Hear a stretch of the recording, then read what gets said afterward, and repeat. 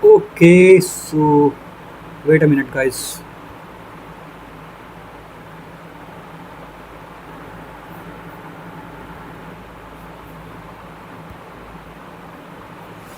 So, hi guys, welcome to High Entropy, and today we are going to discuss about Langgraph. And before I start, I would like to present you something big, very big, not big, actually, yeah. So let's start with some ideas, what I observed, and how we can build it. Simply, what my kids are doing weird. Hmm. Uh, okay, jokes apart. So yeah, let's start with what I'm trying. What I'm trying. No, no, no, no. Okay, so let me tell you first. Okay, so yesterday, not yesterday, today only I was solving a DSA problem on Striver's platform, that is Take You Forward, and there I found a section I haven't noticed maybe before, though it was there since long time, but I have noticed today. So it was like analyze code. Okay, I'll show you. Maybe it's better instead of verbally telling you. It's better sometimes, but submissions, let me see if you can see it or not. Okay, so here you will see there is an option analyze code, and when I click on it, you will see something. It will show your code along with review and complexity analysis. So don't you think this part is generated using AI?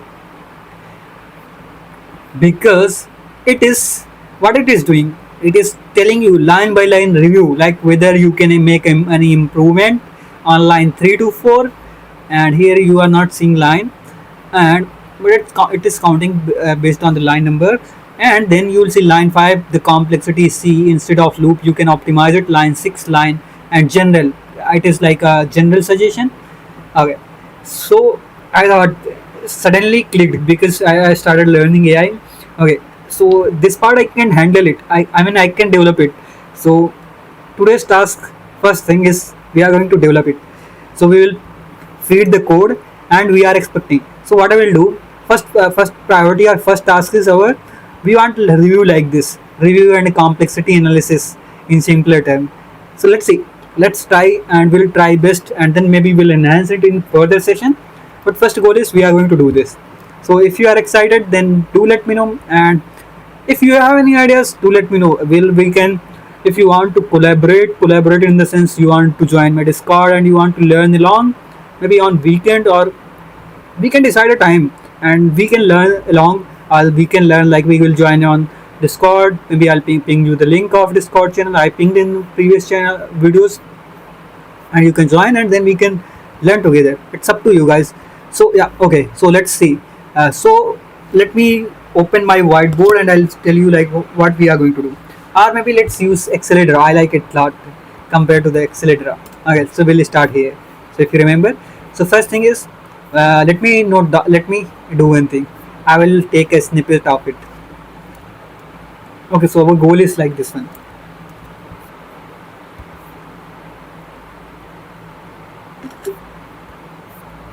Okay, I will give you few more insights out of this that I got from ChatGPT. So I wanted to highlight few things before we start building this. Okay, so you can see like there are two sections.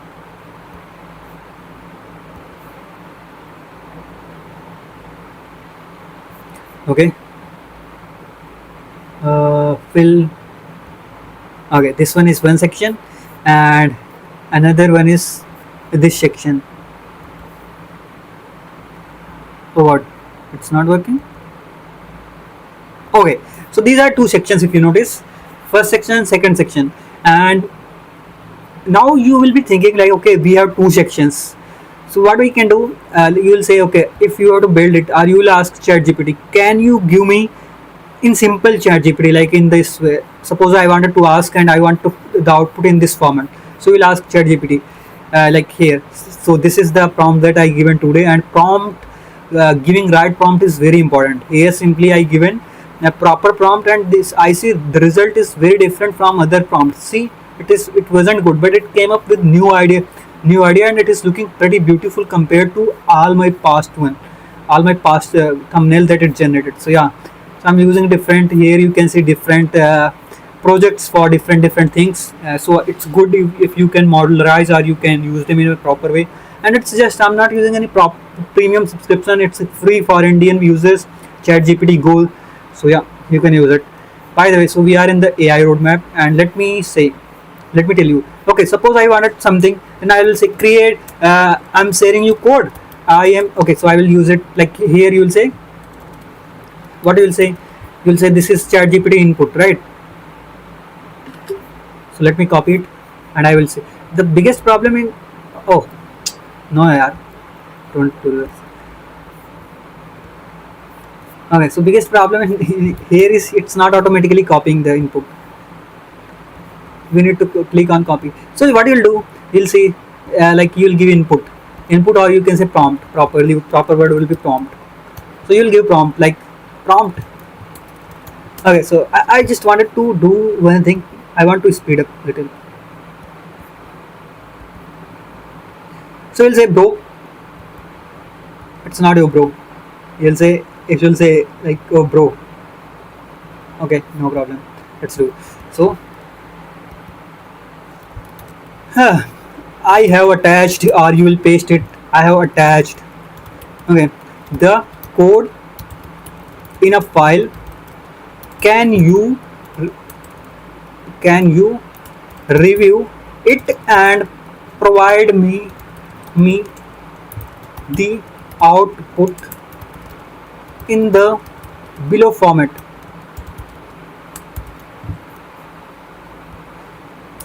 Maybe you will ask like you will provide all the details. Maybe let's say review, and here you will say like write like this, and also you will have to give complexity analysis. Okay, you have given these two things. Okay, now you will expect the result. Okay, now I was having a doubt, so I asked ChatGPT, bro, tell me, if I'll give the prompt like this, should I use two separate prompts? Okay, maybe let's say there is another option, and I will use the same thing. Oh what, come on G. Okay, it's working bro, cool. So here I'll say prompt 1. Okay, uh, provide me output in the below format. Simply I will say okay, give me review, and you provide me review in the proper format. And in the second way, I will give another prompt, and I will again say okay, 1 minute, just hold on, I will say tell you. So it's prompt 2. Now I'm giving two prompts to achieve the same goal, but it's more clear. You can say it's clear, or you can say you will give. So I will say I want complexity analysis. So you are right now, what you are doing, you are manually doing it. Either you are giving like this complete prompt in a one go, and in the second prompt 1 and prompt 2. Now I'm a kind like watched a video a few weeks back where maybe I mentioned it, like it's from the Byte Go. I hope it's Byte Go. Oh sorry, let me check. Let's check it. Check it out. Huh? Okay. What is Byte Go? Byte Sorry, it's Byte. So there it was related to token, how the tokens are calculated and all. So I will use now. I'll show you Cloud models. Okay. Oh, Cloud mode. No. Oh, that's why it's showing something different. I was expecting something else. Model overview, cloud platform docs. Comparing. Let's say comparison. Okay. Okay. You can see here. No. It's not showing prices and all. Choosing a model.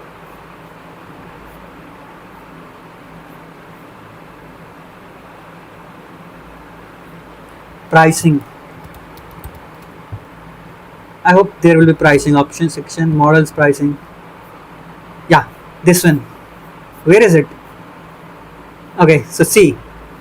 No, it's not that one. I was expecting something else. Where is it, bro?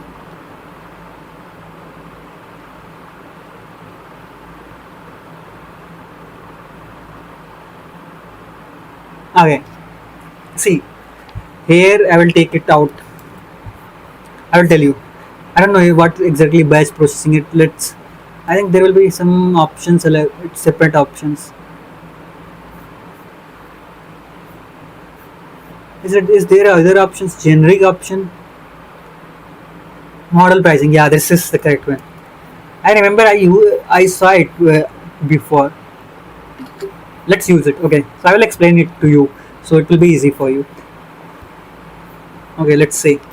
So here I will paste it here.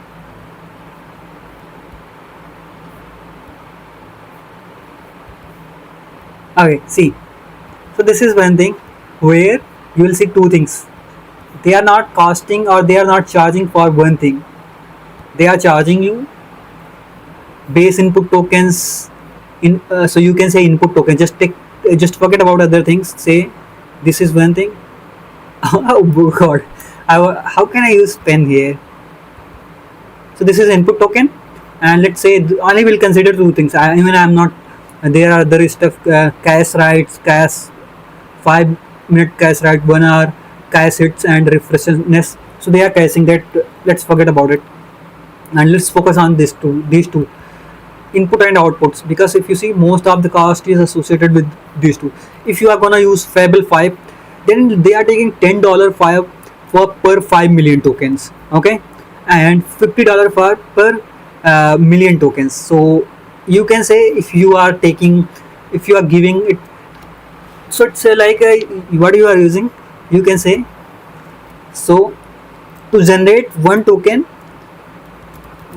output, or you can give 5 one token. Okay, I will use simple word. Price of one token output equals to price. Why did I use this? Equals to price of. Okay, it's better if I'll use. Okay. Sorry. I'm confused. Price of one token. Price of of 5 input token.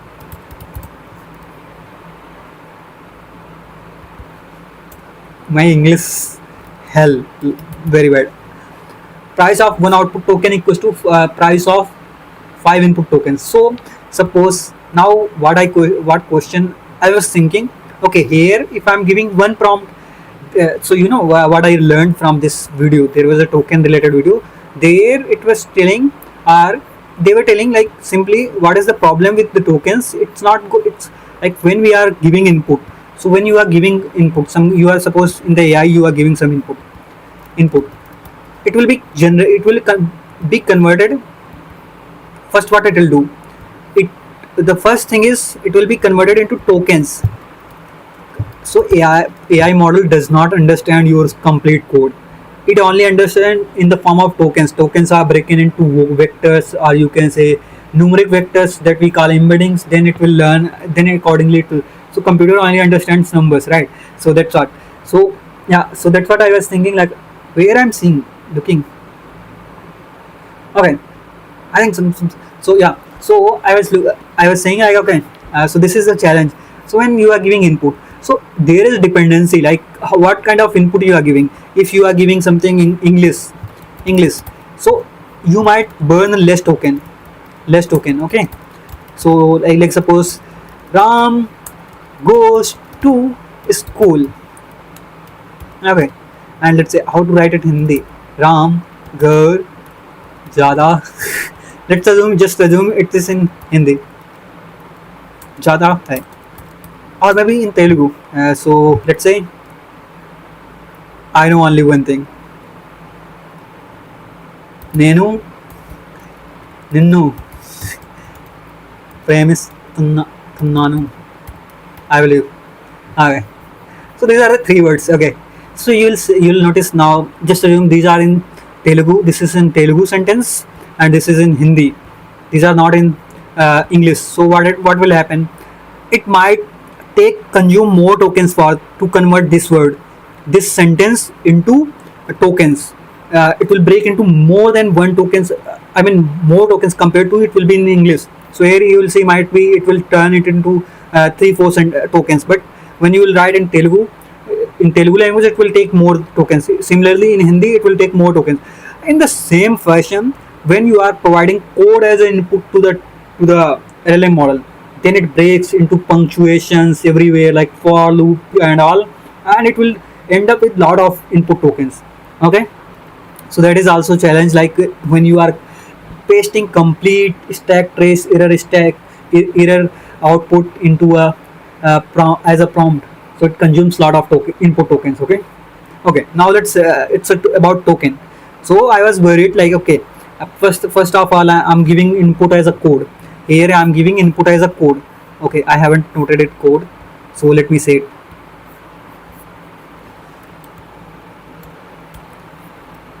Oh god, command shift 4.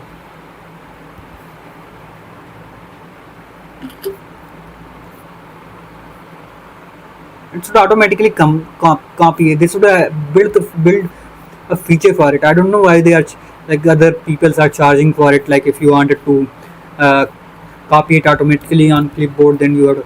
So our input is this one, input, and this is output. Okay, so you see here you are giving the you are giving this as an input, code as an input. So the problem is it will break into lot of tokens, so it will definitely charge you lot of amount money. Okay, uh, but still, okay, so now I had a doubt. Okay, now if I'm feeding it in once and I'm asking for both output, this approach, just given the prompt and provided the code as input, and then asked give me review, give me complexity analysis. And in second option what I'll do, first I will ask this is the code, and I will share the code, and can you provide me review for it line by line. And in the second, after that, once I got review, I will again ask it this is the code and give me the complexity analysis for this code. Now we are calling two times, we are giving the same input twice, right? So I thought like, okay, suppose we are hitting 100 tokens, it's gonna consume 100 tokens for input, so 200 tokens we are giving for input. Okay, now in the first one only we are giving 100 tokens, and let's take these all also, so 150 tokens, and here maybe let's say 150 tokens, 153 to 300 tokens, here we are going. And after that you ask it to generate output. So first thing is, if you are giving more content or context to the code, to the LLM model, the problem is it might not give you the accurate output, because it has to focus on multiple things. You can think like a brain. How if you will give it hundreds of things at a time, then it get hallucinated, or it won't be that efficient. But if you will give one task at a time, it will perform better. So first thing that. And so now second thing comes, like maybe you asked it and it generated a big output, and the output is not relevant.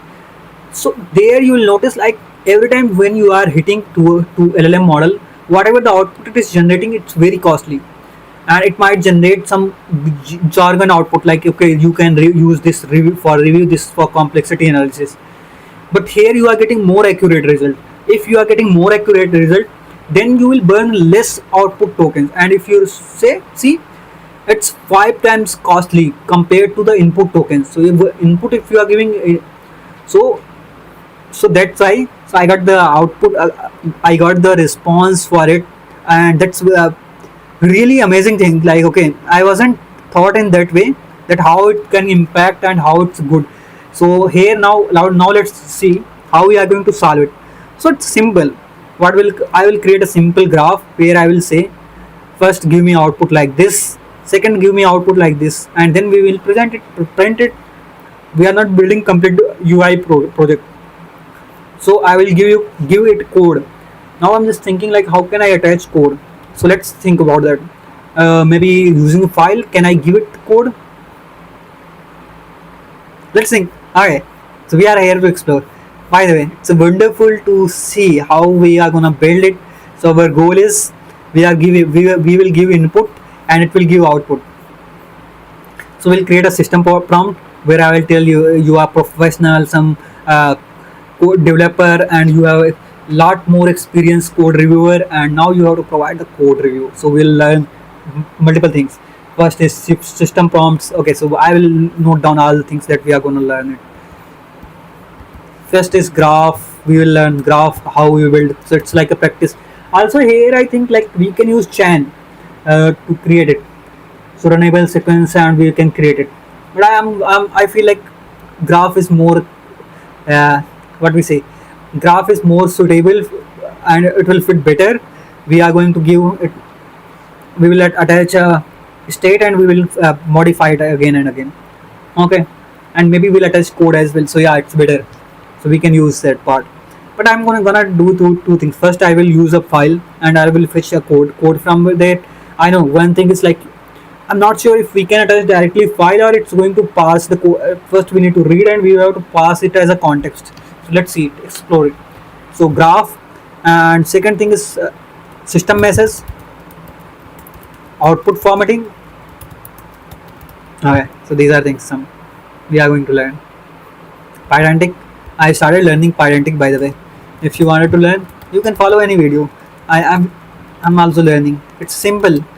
You can see there is 1 hour video. I'm just learning. This guy is teaching it. So he created video long back, I believe. And also for system design, there are some videos on this platform, and these are videos are so good. I will say definitely. And there is Byte Monk channel. I think that is a good one. By the way, so we okay. What needs to be done? So first, let's do some research. How to pass uh, file to LLM API Claude.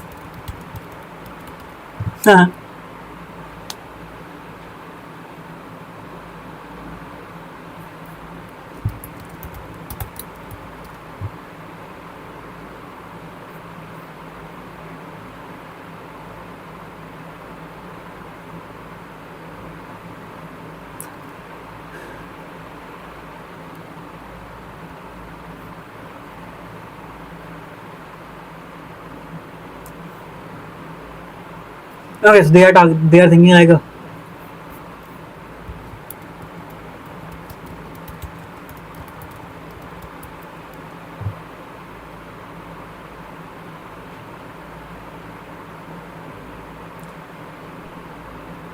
oh bro, I'm aware of it. It's not new thing that you are telling. I thought maybe there will be some use way to get it. So okay, let's do it. No problem. We'll do it in our own way. Chat prompt template. I forgot it.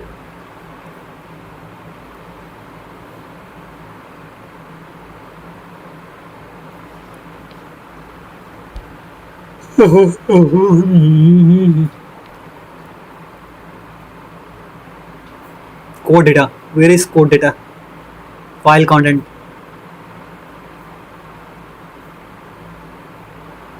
When and where are you giving the file content, bro?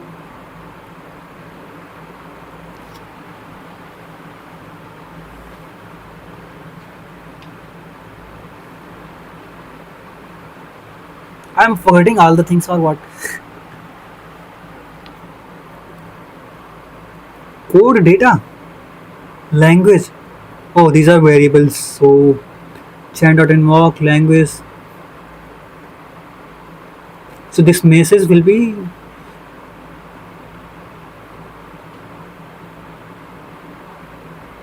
where is the use of prompt?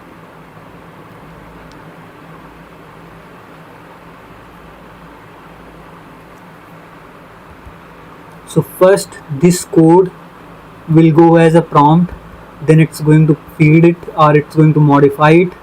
This step will do, and then that output will be feeded as a message to LLM. Okay, cool. I will do both way. I will revise it. I will revise the concept better. So what needs to be done first? First let's set the clock. We are targeting it for 1 hour. 0 0 1 hour. Let's start at 1 hour, then we'll go for video lecture. Okay, let's target it. So let me call it code. Oh bro, oh bro, code reviewer I by NB, and here I'll say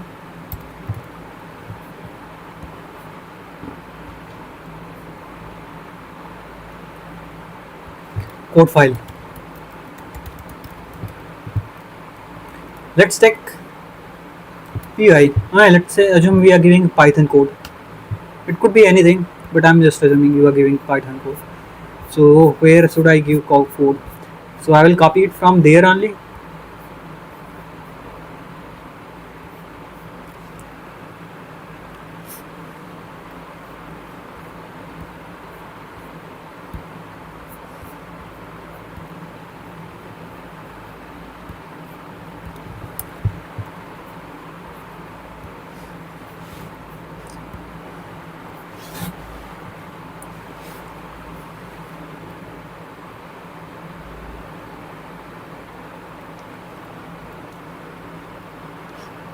Okay,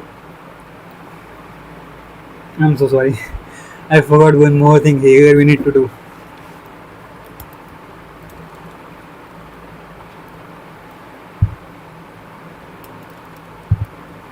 Okay, so let's say start with Markdown first.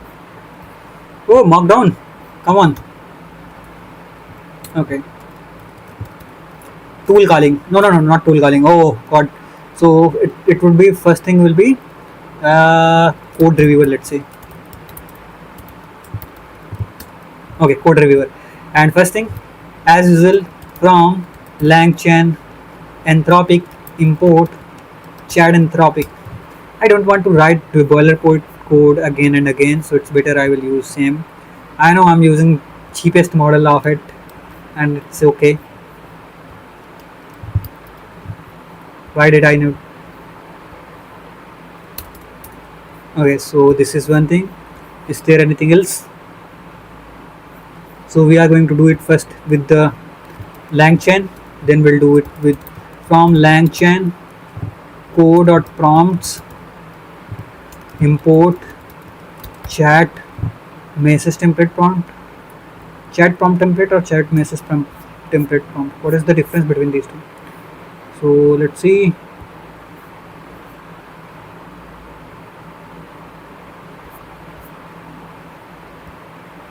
I forget the syntax very well. Okay, let me call. So first thing, first step is we will create a prompt. So let's write one more markdown. Build using chan. Okay, so this code will be same for both. So I will keep the same code. Okay, it's asking me to select a kernel. By the way, so it's done, and now we need to create. What is this step? So get the file, and read the content. Get the file and read the content. So what I'll say, file path. Okay, os dot import. The first thing is we are going to import os module. I always forget. Os dot path dot absolute path, os dot path dot current directory. Okay, this is one thing. Then I will say os dot path dot oh shut up all that join. So we'll do this. Okay, first thing, this is one thing, and then I wanted to use the code file. So I want to make little dynamic code file dot py. So yeah, so print file path. So first I'm printing it. Okay, so we are getting it. Yeah, see, it's great. Now we'll read the content. Read the content from code file. I am so sorry. From code file. Okay, let's focus on time as well because we need to finish it in. So with open and file path, and what is the syntax we are reading as FL? I used to say FL. So this is context. I don't know much about it. I need to learn it. So you can say file content is nothing but fl dot read.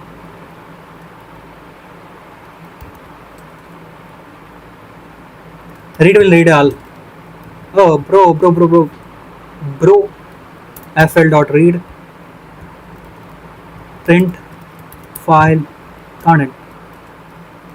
Yeah, you can see the code. Now we have code content, and now the next thing is, so we'll do it in next step.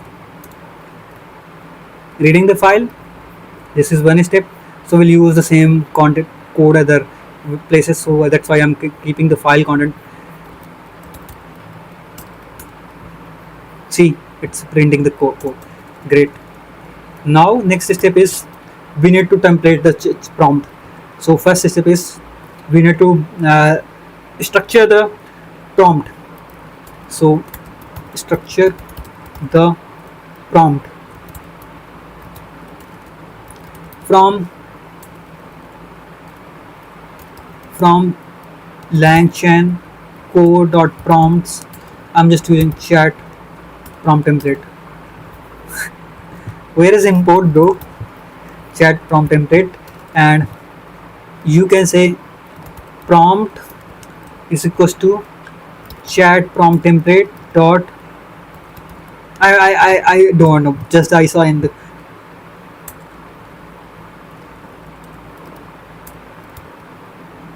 What is the used to create flexible templated prompt from chat models?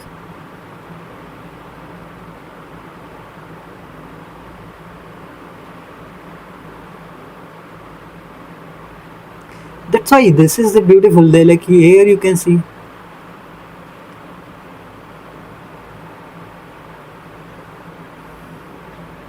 Okay, you can add comments as well here.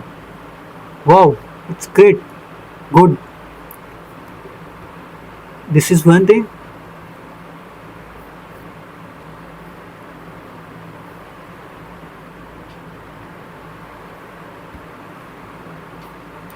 Chat prompt template flexible. Okay, this is the doc string that you see and during the hint.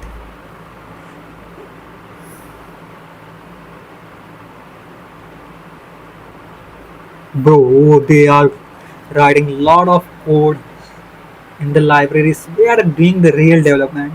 I'm doing just some shit thing. I will. Okay, no problem. And what is the difference between this from message?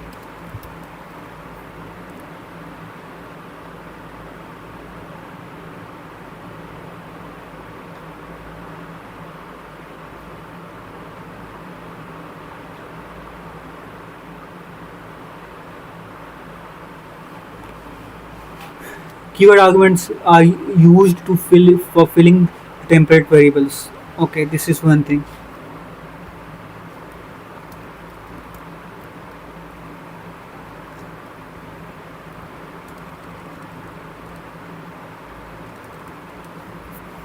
What's the difference between this?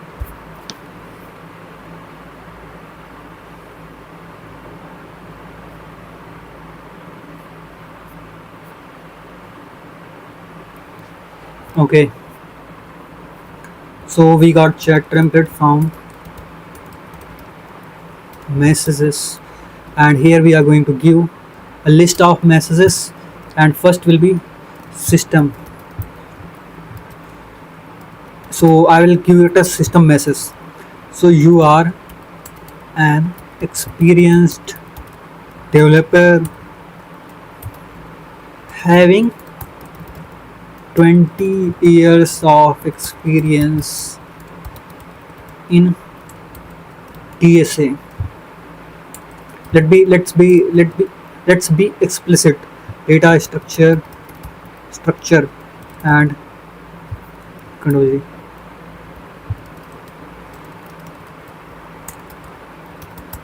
Rums and Now you are working as a code reviewer.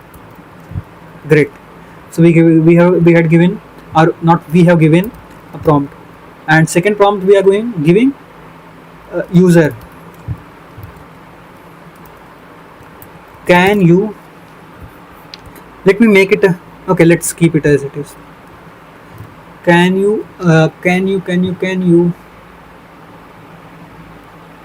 so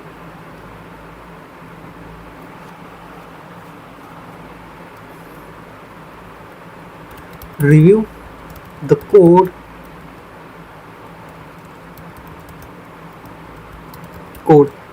slash n, and I will give some code.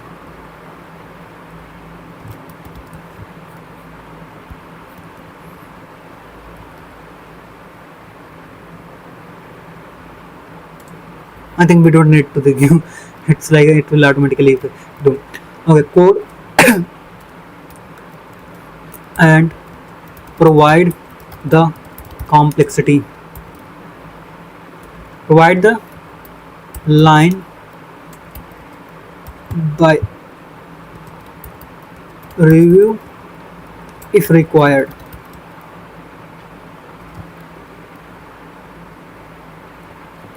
So I will give example.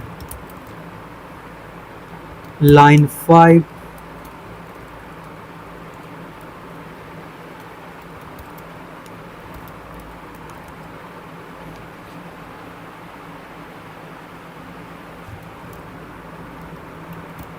So few short example you can say. Example, line 5 can be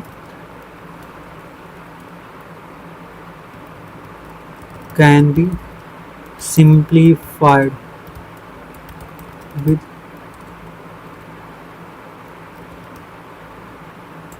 okay, let's keep it like this only. So we have,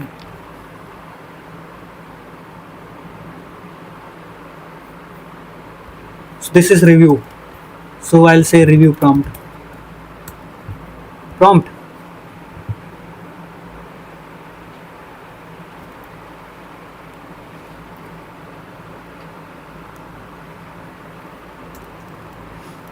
and second one will be complexity.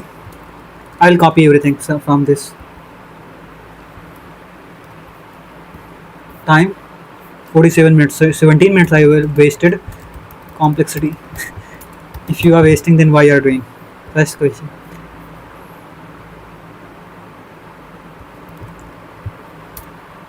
And provide the time complexity.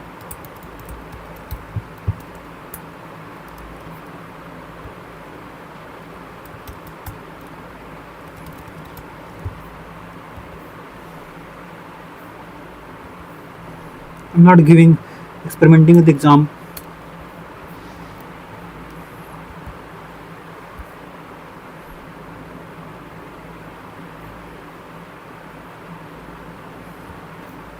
Okay, so these are two prompts.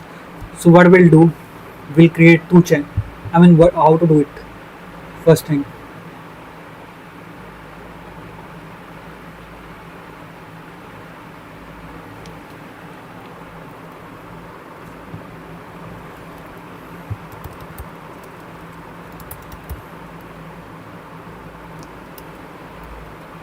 chain will become like a review prompt you are giving, and then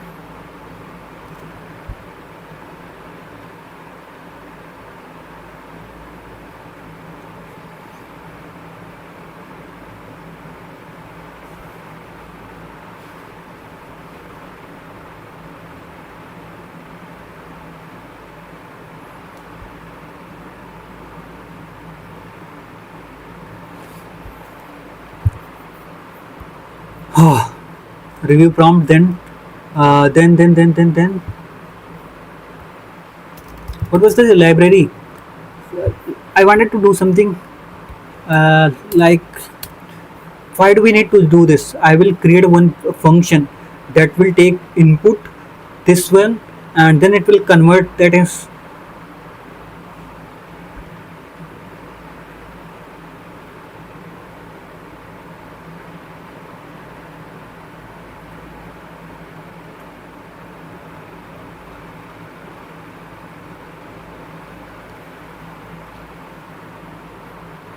Hmm. Hmm. Hmm. Hmm. Hmm.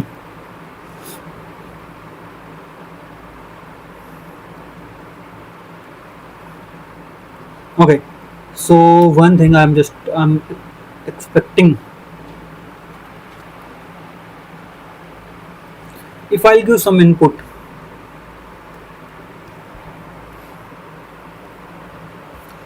uh, let's do one thing. First thing is format prompt. Define format or format prompt. It will just ask you to provide code, code a string, and then it will do one thing. It will return a string.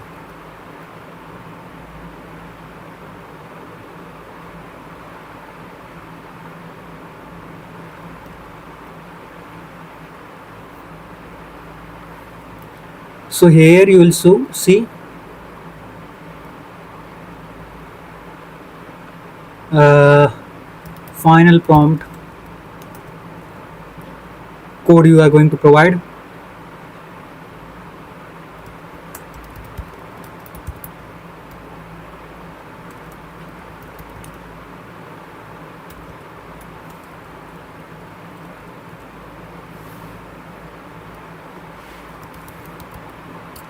Complexity prompt dot format.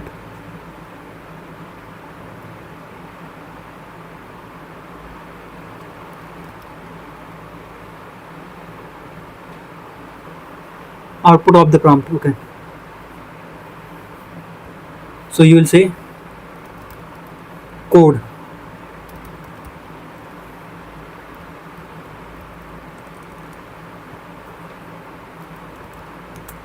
Okay. So I will say final code. What was the name of the file? I need file content. File content, and you'll say code equals to file content. So you are going to give, and this will be your prompt result, and you will return result. So what I'll do, I will just call print result, and let's see format prompt. I'm just like what I'm doing. I just wanted to format whatever the prompt I'm giving. It will do it. I don't need to pass it here directly. So while invoking, I will just give content.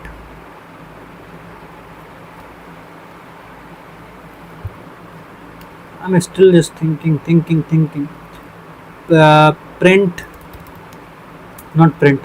Format, format prompt, and file content. File content. I will say. So see, where is the thing? Messages.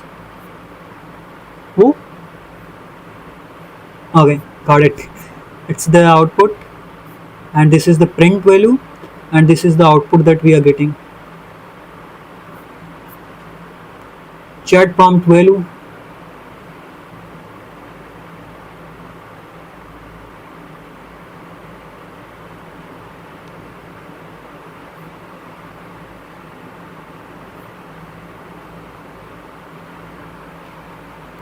Which one is what?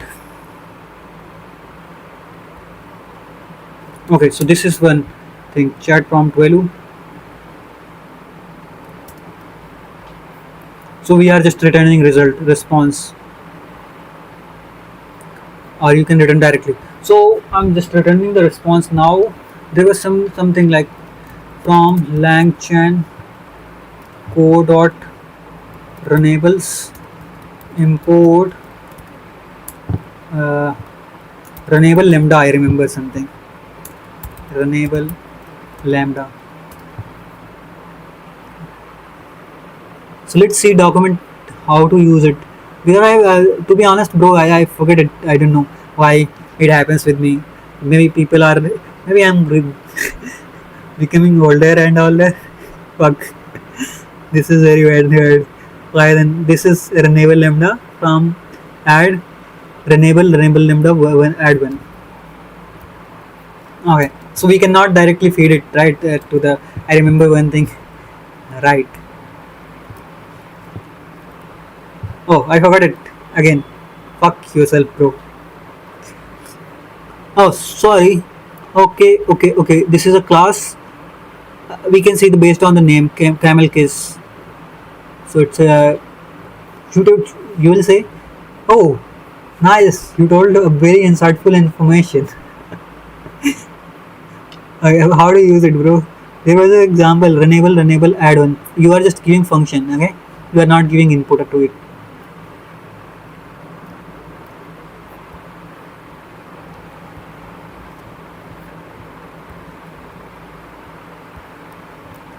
Format, prompt equals to uh, runnable lambda,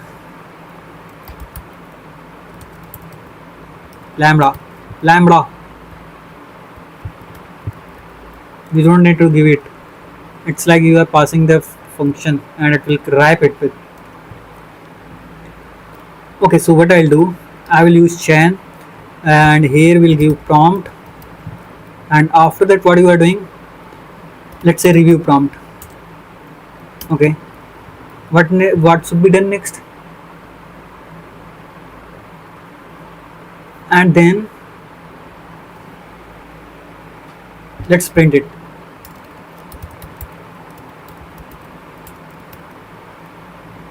Something is wrong.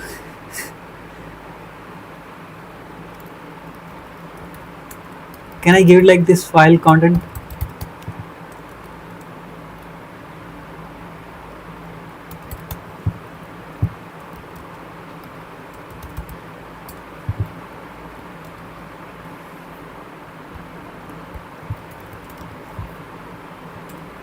Print response. Oh, okay. What the heck you are giving? It should be given to LLM, right?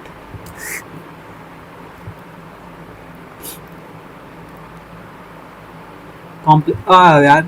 No, first give review prompt. Let's take example.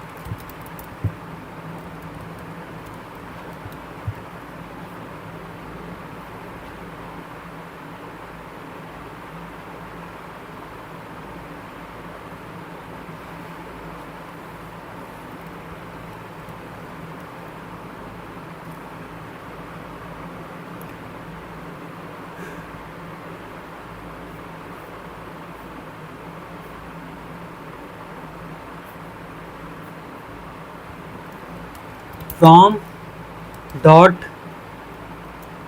env import load dot env. No.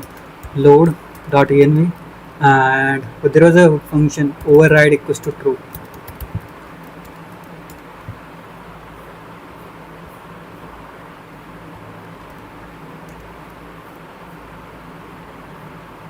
Who will print this result? I'm not doing anything, right?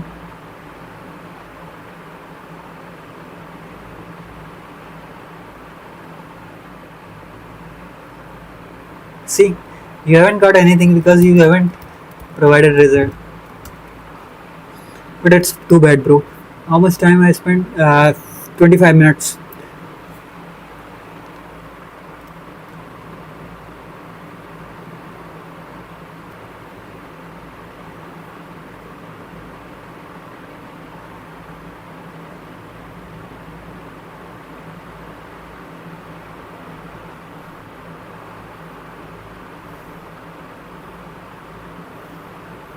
Oh, one thing I forgot to tell you that I need to provide the code as well. So I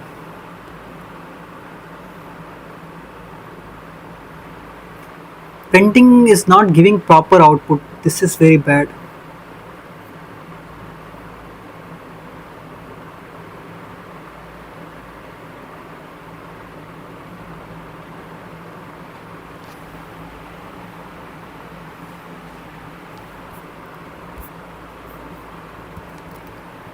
How to get LLM output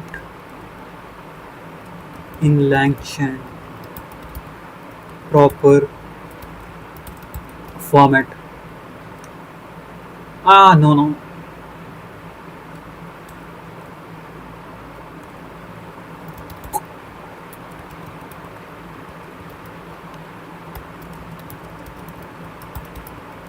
without.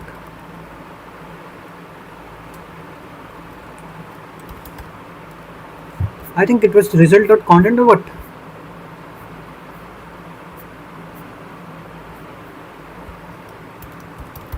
Maybe because of it. I'm thinking so. Hmm. It could be because right now it's providing me the complete dictionary. See, as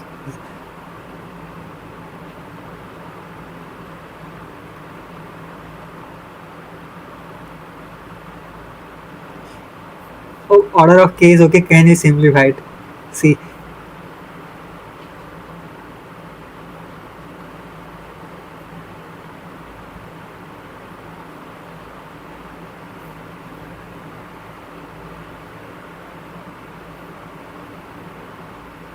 okay. See how much to output token it is generating. This is also problem, right? We don't want complete code like this. Definitely, it will. Cons-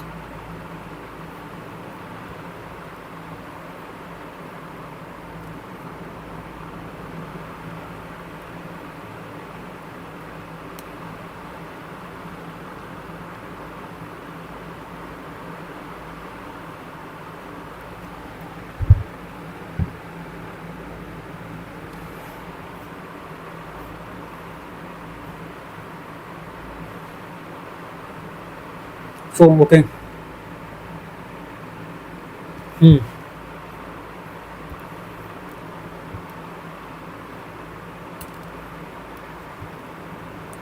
So what happened to me? I'm just singing or just scaring. Sorry. So bad. Where is the code section? I need to. I have to write few other lines. I want to uh, format format the LLM output. So first thing I will instruct it. Uh, code review. Code reviewer. Oh, review code reviewer LLM is nothing but LLM dot with.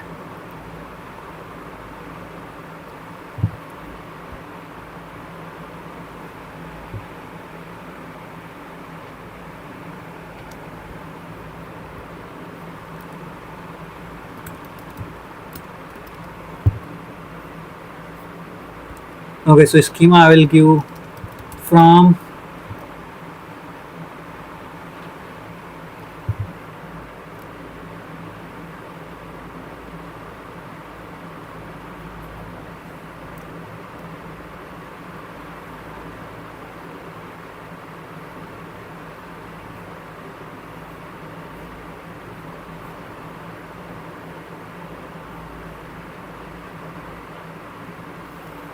parenting they have used, right? Yesterday only I did. I forget it. From Pydantic import base model. Hmm. Okay, so let's say class uh, code review output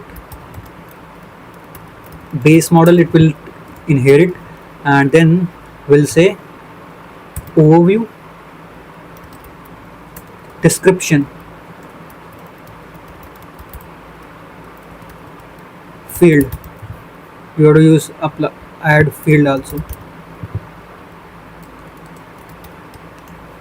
and here it's a type of string, and then you will say provide the basic overview of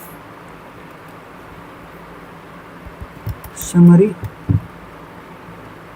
of the review.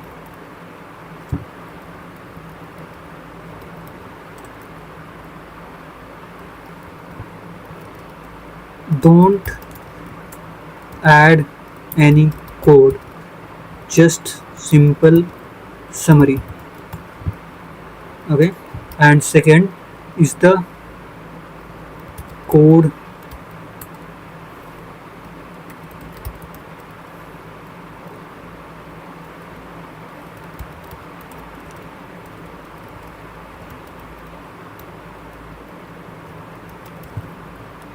Okay, so here I'm expecting lines by line review it should give.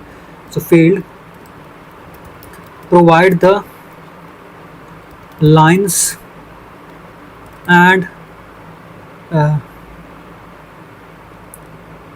suggestion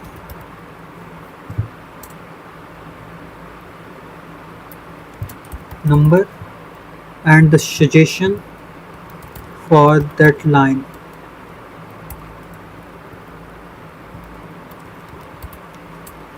Ah, bro. Okay, let me do one thing. Dict of hello MacBook. For don't disturb me. How do you use dict? I don't know how to use dict. Ah, okay, okay. I think we can from from typing import dict and I will use dict. But how to use it?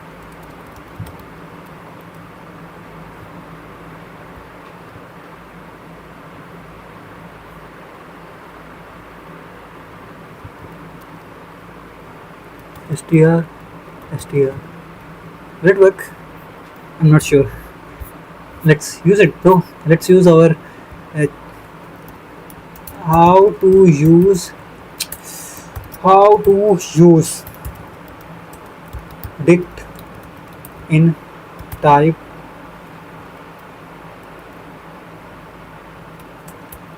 hint.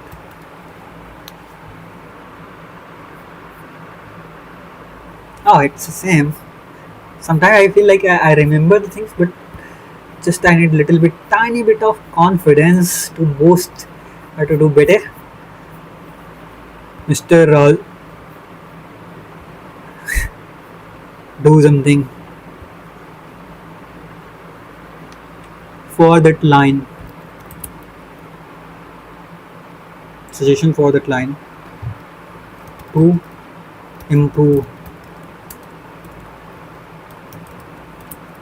Okay, this is one thing. So let's see how will it affect the output. Now we are giving a schema, bro. Don't just give anything. Just give me in the format of this. So I'm expecting it should give description and dictionary. Oh, okay. Sorry, list of dictionary.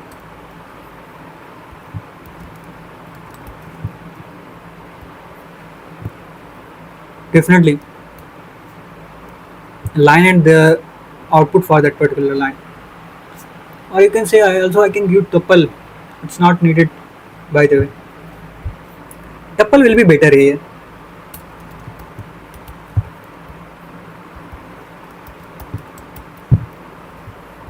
Hmm. String. Okay, so code review with output, and another one will be clash. Okay, you have used too many.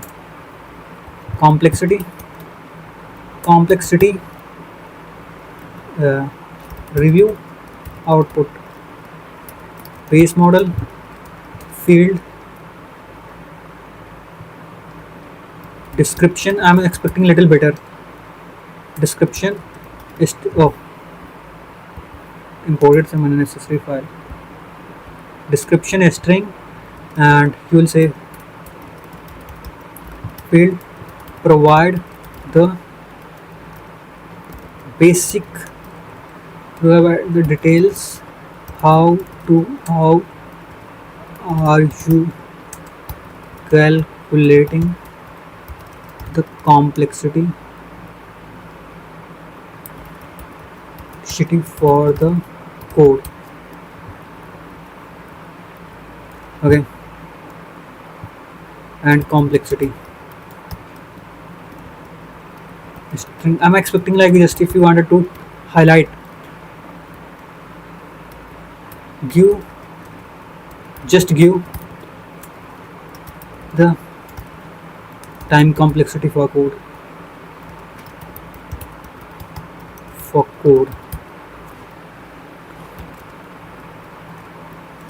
not any other details. Okay, so this is complexity. Now I will say code reviewer LLM, and this one will be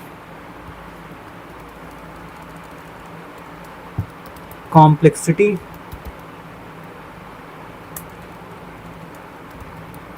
Code complexity I will say. I just wanted to make same simple. Code complexity, and here code review output complexity.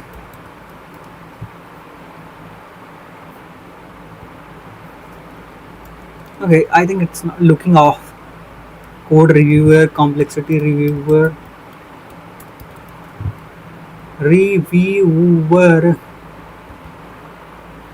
Okay, forget it.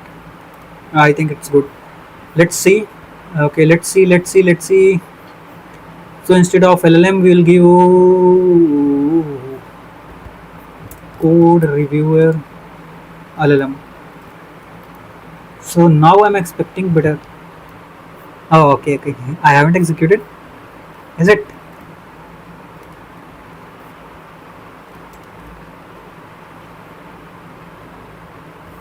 Still? Oh, first thing I need to do this. I don't want to print it.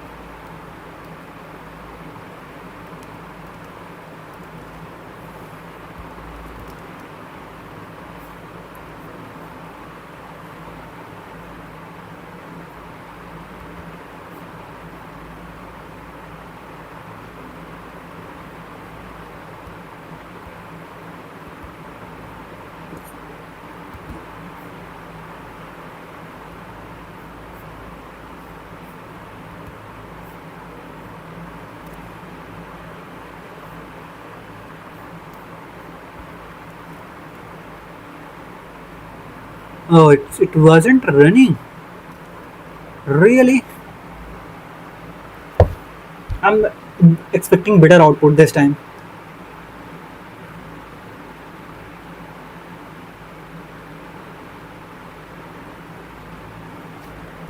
Okay, now it won't give this. It will give simple result.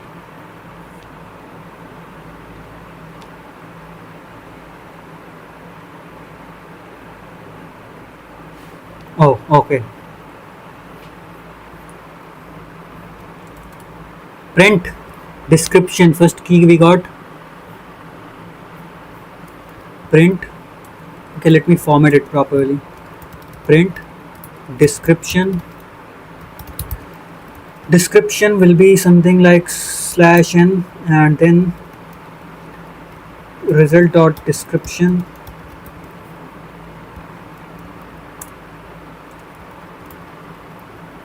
and then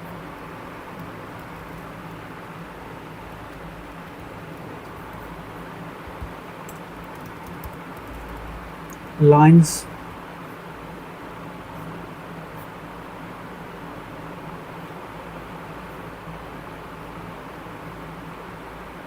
It's better, bro. Now it's pretty better.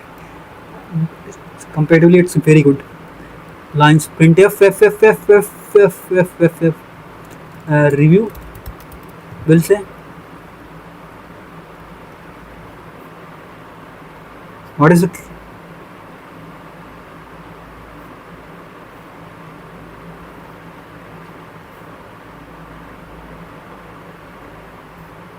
Code review lines is the second key. So output is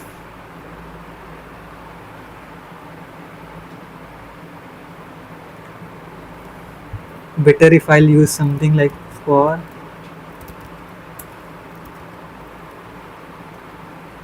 line. Okay. Let's see. Let's do it later. First, we have completed only one part of it.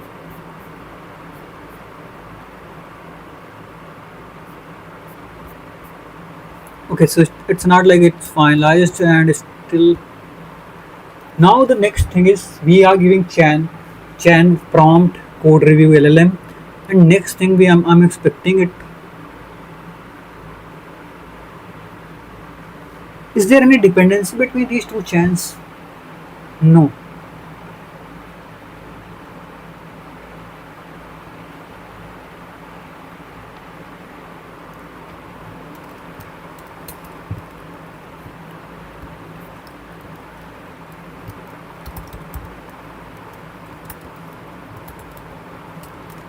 Prompt 2. Okay, prompt.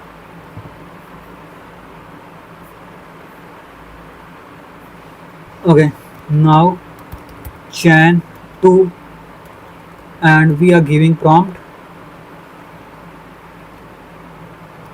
Hmm.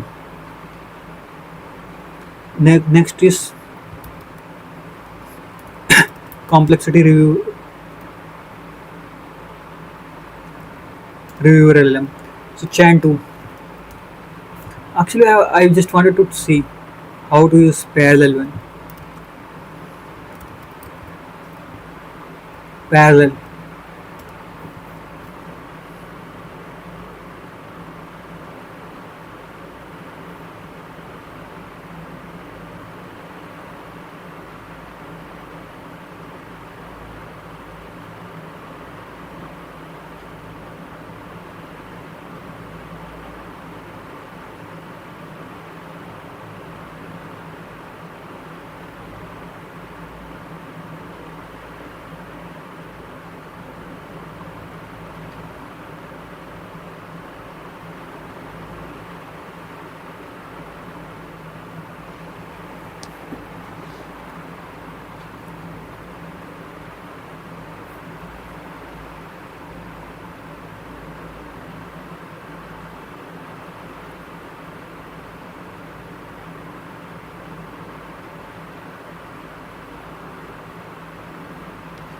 Review prompt.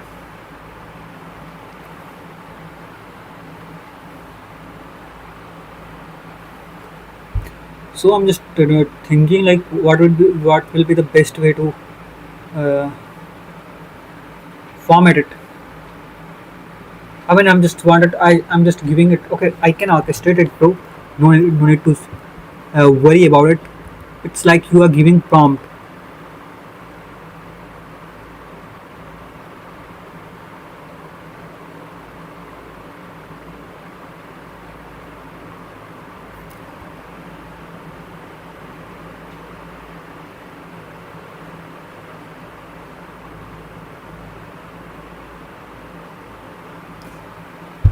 Hmm, no,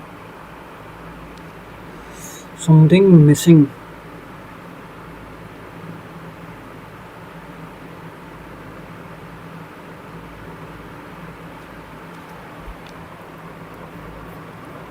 I don't want to invoke it. Okay, so what I'll do? I just want to return code as a dictionary, so that it will be, or you can say return input prompt input uh, message result return input message. So this is the first thing that I'm going to get input. I'll say, okay, so get input get input. I will keep the same name. So here first thing we are giving get input. Okay, after getting input I will create single chain. I will do it in single chain. So get input, you are giving the input. Now what do you wanted to do? It will be feed it to both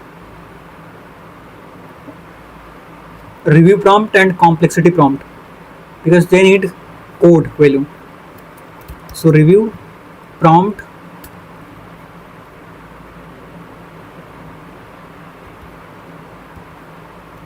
let's say this is our chain 1 and this is our chain 2. I'm just okay. So I will explain it. chan code, not code reviewer, it will be complexity reviewer. So what we are going to do, we are creating two chans. If you notice, we are giving two prompts, right? Complexity prompt, but both of them need a code value. So why do we need to do? So we'll do like a chan1.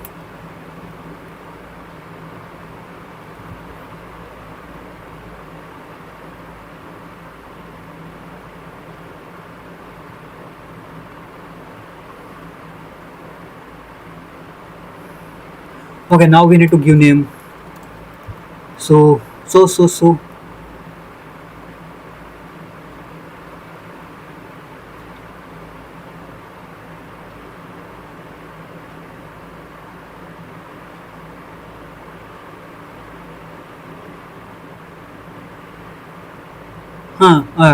so even if you can give dictionary, but I'm gonna give it, it's like a code review. So code review will be nothing but chan1, and the second will be, sorry, my bad,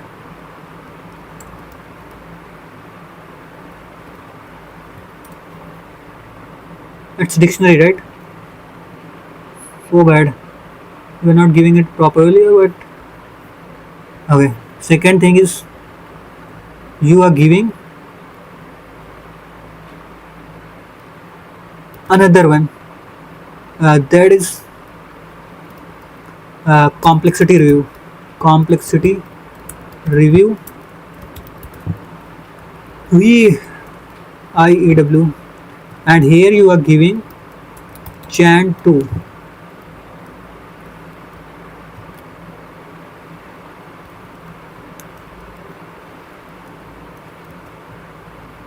So chan1, chan2, we had given, and then let's see the output how it is, and we'll give one more, we'll create one more function to print the output properly.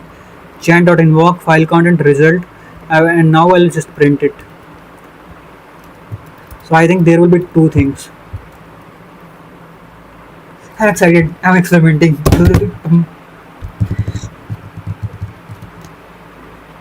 Code review, code review output. Okay, perfect. So now what I am expecting to format it properly.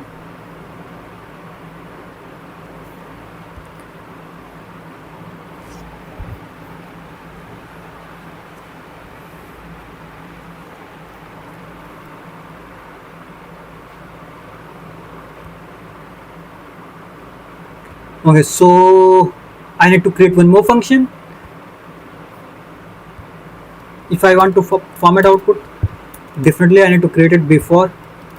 So diff uh, format output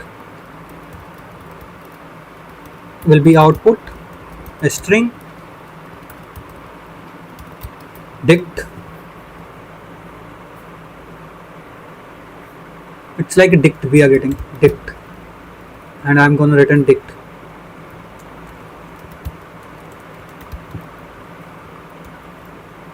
So now dict dict dict dict dict dict dict dict dict dict dict dict. Okay. So we are getting, first thing is code review. So code review, code description, I will just say simple words, code description. By the way, it was good, I don't know why I'm doing this. Code review description will be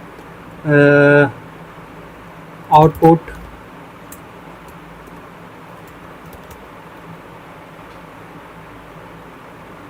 so definitely I need to get, it is a dictionary, so code review, and then it is an object, so dot description I can say.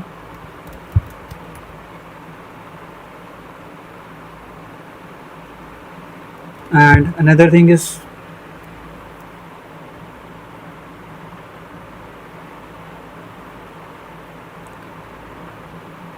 description,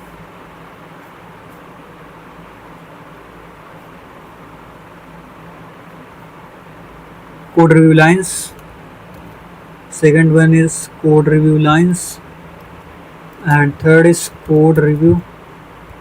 What I'm doing, supposed to do, code review, uh, complexity, not review, EW review DESC is equals to output dot get. What name I kept? Complexity review.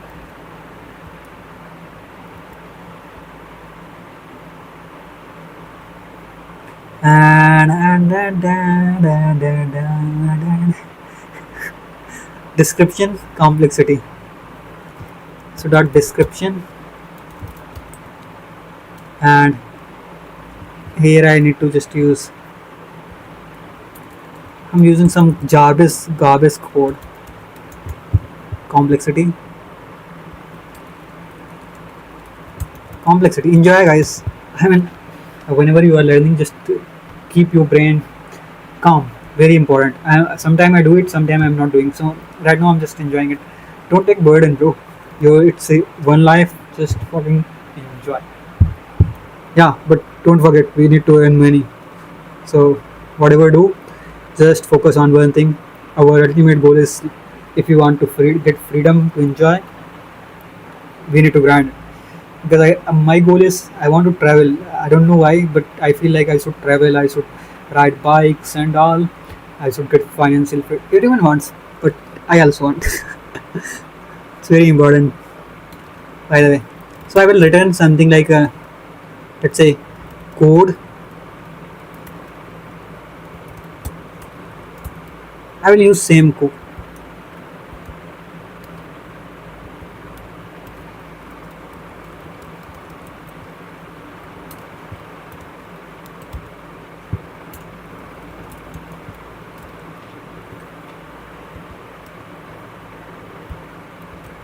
Okay, another one is complexity review description.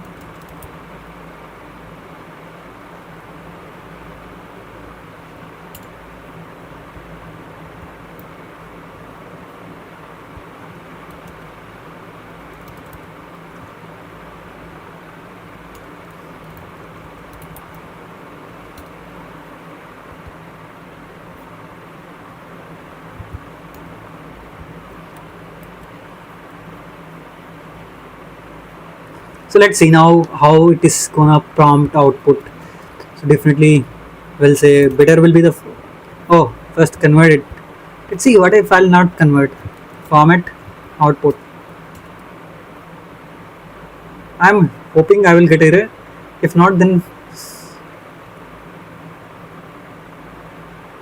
hey, what's the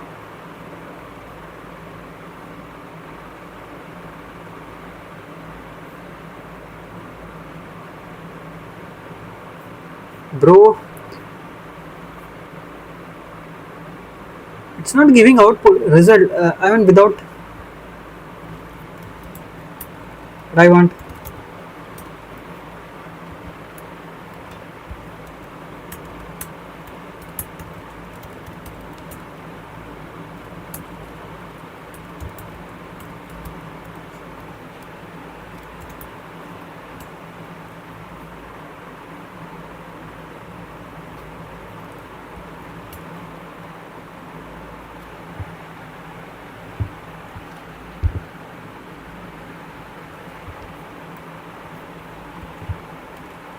So I will do something like first print code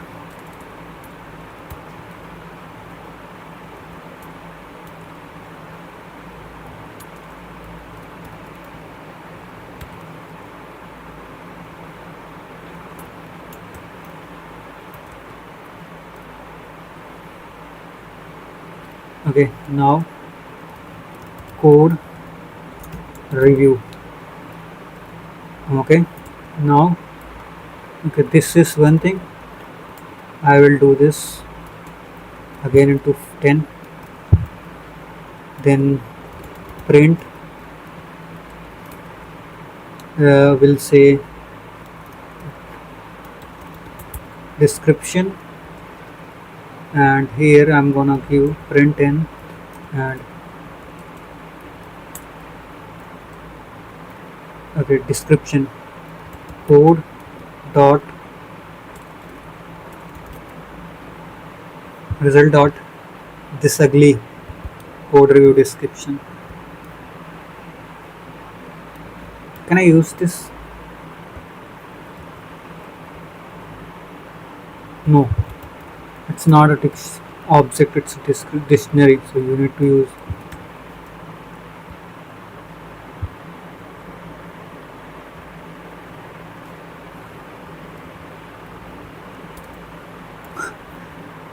big problem with Python, big problem with okay, this is one thing.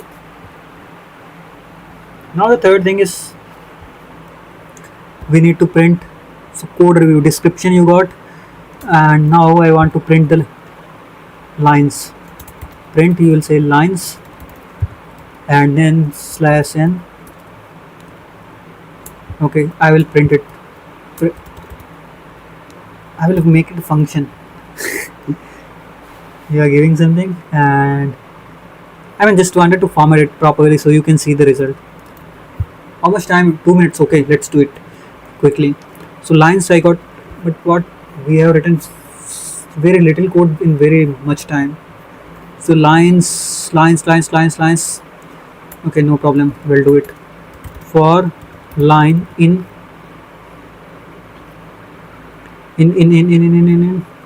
result dot get code review lines. Okay, then print two things, f line of 0, that is the because we are getting tuple, so this is one thing. After that I will use colon space, then I will give another thing that is as a line. Why do you need comma? You can give it here only. Lines of 1.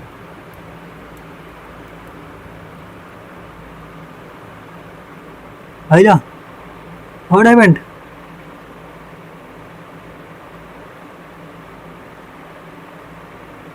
It's line, not lines. Okay, so this is one thing. Then print. Okay, then we are going to print the same way.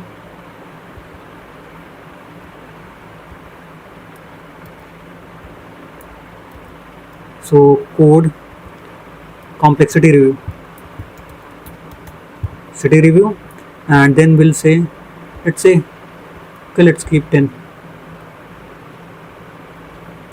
Description complexity review description, and another thing is like complexity. What is the name of it? Complexity review complexity. Very bad word, and the way you have used it, it's not good. Define format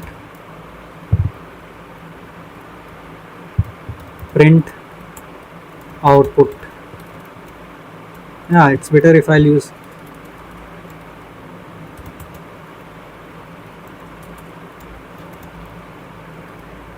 output ticked hidden none. Hey bro, just wait a minute, I'm going to do it. Don't shout.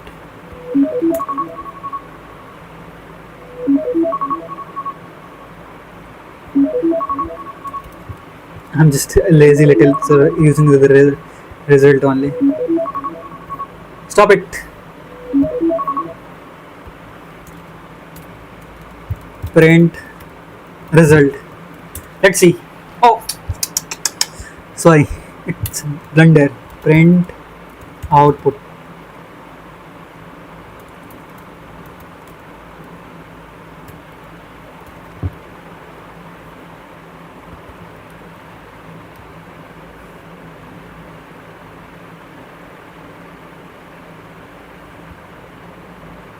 Print output.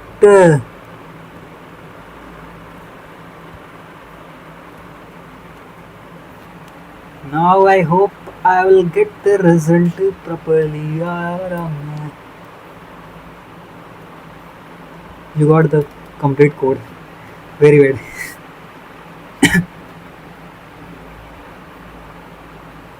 Okay, so now we are getting pretty clean and simple result. You can say code review, and we are getting description. This code solves, and it's a pretty big descriptions. How to write the code.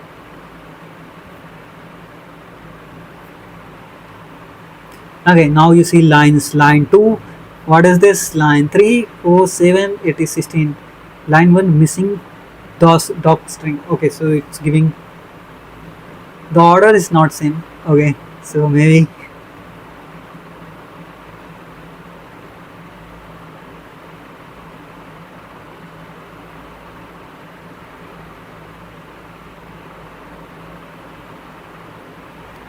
I need to think about it. How to sort it. I can sort it. That's not a big deal. So do you want me to do? Let's do it, bro. We are here not to do you want to me to do. Do you want me to do?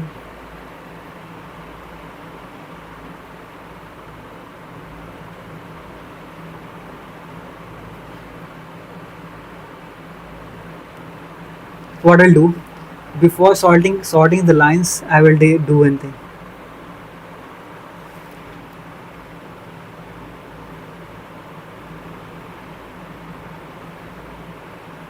Hmm. Okay. I forgot the word. What should be used? Let's do one thing. I will take a sample. Uh, let's say L is nothing but list of these things.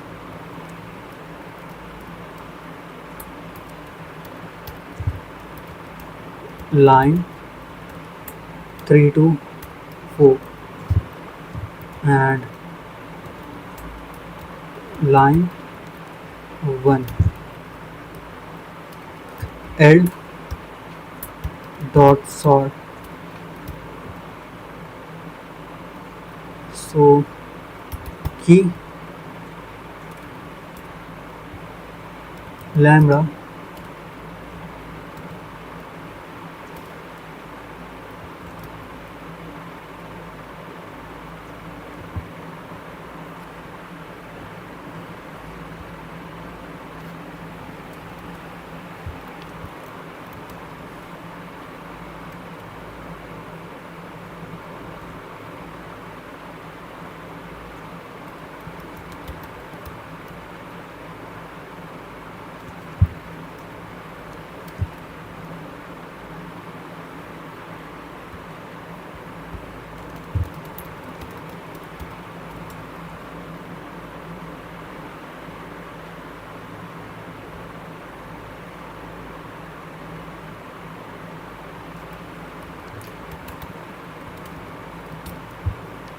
line 1, line 2, line 3, 4. Okay, let me give one more thing. Line 5 to 8. Yeah, so it's working perfectly. I read. So what I'll do here, we have lines, right? So lines is nothing but lines.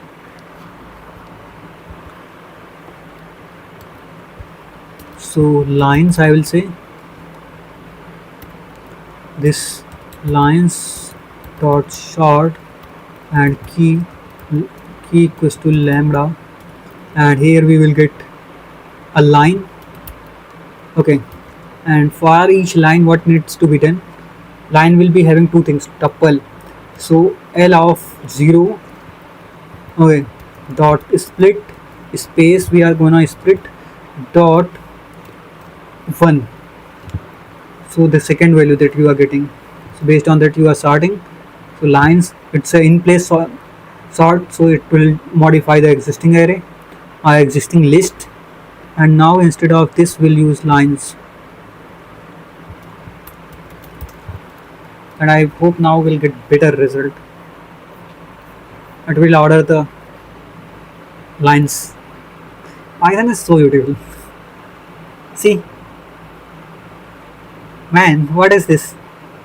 3, 4, 5, 6, 7, 6, 8.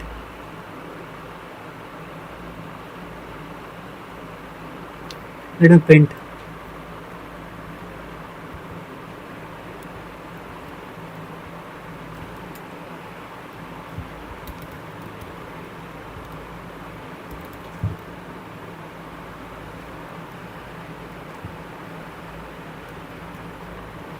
Command G.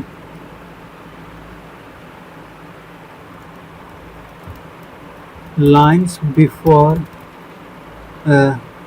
short. I was not expecting this. Maybe I'm just using the wrong thing.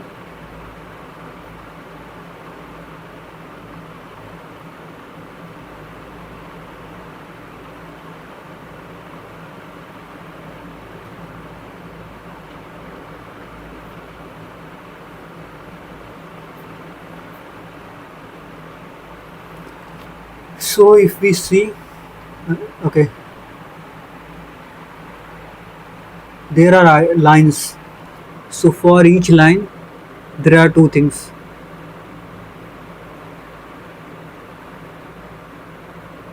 Where is the L, bro? You are using wrong line.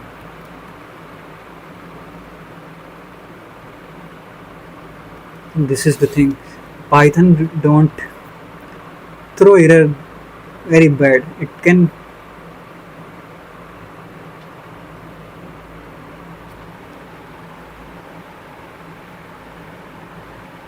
be sorting based on the number. So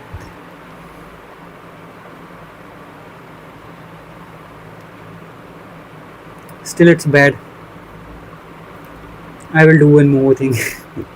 It's hacky approach though. Dot split if there are range of lines. So I will do split hyphen and get 0 and dot. I will convert it into int.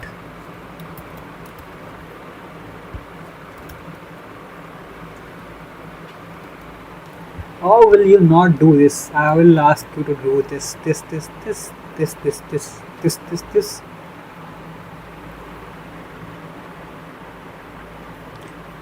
Hey bro, your typing is very bad.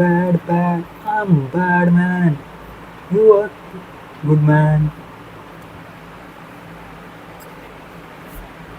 Finally it's working. 2, 3, 4, 5, 6, 9, 10, 13, 14, 16, 18. Why do I feel like it's giving the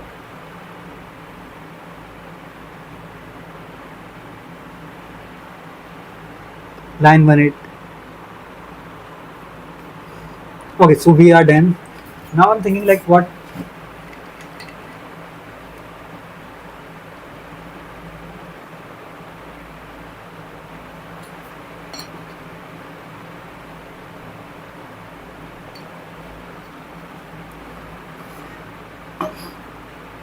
Okay, so let me tell you what exactly I did in this code. Okay, so I created one chain. So forget about everything. I will tell you the most important thing, most important part of it.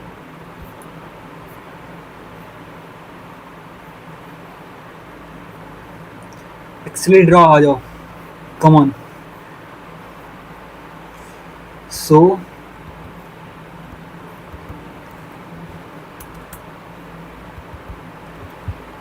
code reviewer using Langchain. We haven't used Langgraph. Remember it. We are still using. So first thing, what we did, we have one input. Let's say this is our code. Okay,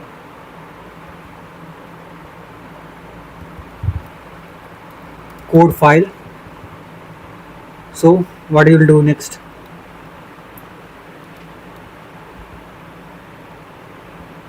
You did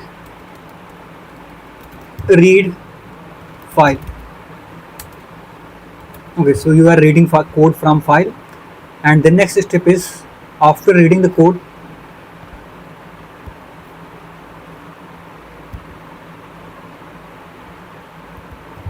build. Okay, so these are the normal steps that you are doing, so I won't consider them as a chain. So it's like you are doing parallelly all the three things, not parallelly, in the sequence, I mean. So I'll keep here only. Build, uh, what do I say? Build code review prompt.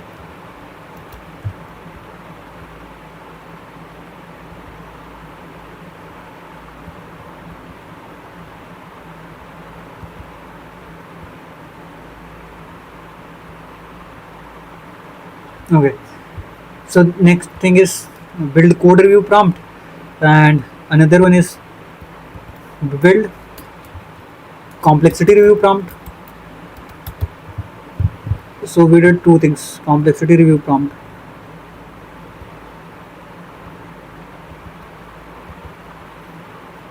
Okay, so these are the steps that we are doing so far. And next thing is, okay, once we did this, now the next thing is we can build the prompt. So actually I created one function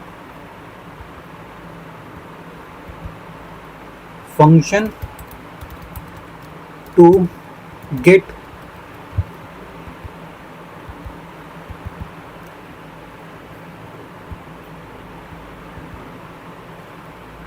the code. Wow, one, get the code and generate input for prompt. Because this input is needed, so it is a function. It's a function that will be given as a prompt.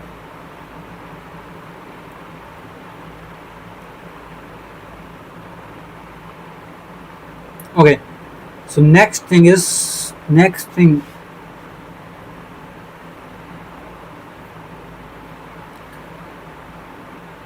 huh. So we have created few code review output and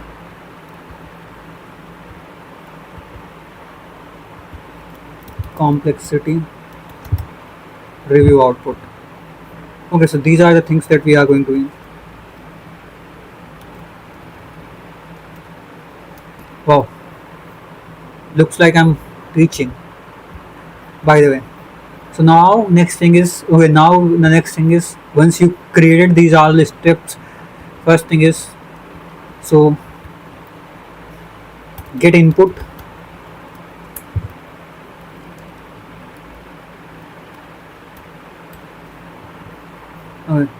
so get input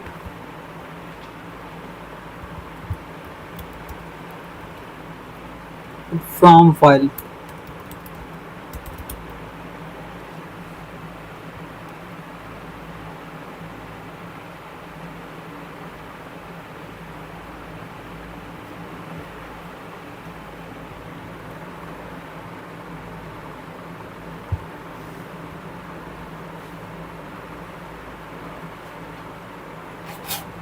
Oh, hey, what's wrong with you?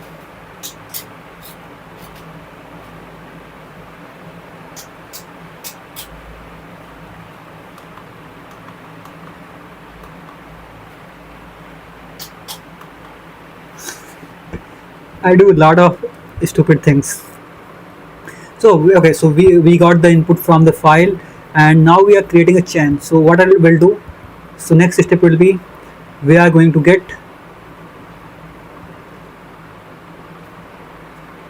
we are calling, okay, let's forget about this.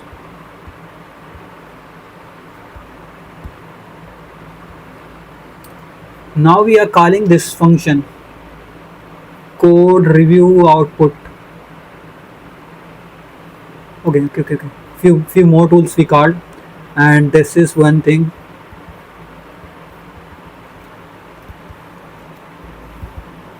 code review LLM, and another tool that we made. So I'm just telling you what we built first. After that, I will tell you. Hey bro, what's wrong with complexity review LLM? So we created these things. Now we are gonna create a chain based out of these. So first thing is, we will get the, we have created function to get generate the input for prompt. So this is the one thing that will come into picture. So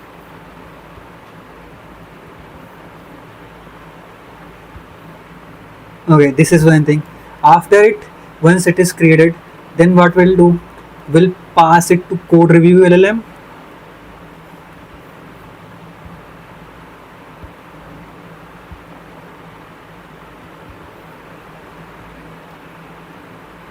command G.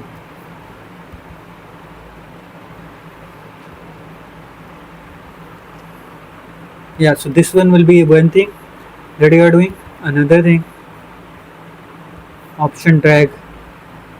So these are the two things that you are doing parallelly. You got the input, you are feeding it to this, and then you are parallelly running these two things. 5. You you are running it parallelly. 5. Okay. Now next step is, once you got the output of it, then you are giving this as a output formatter,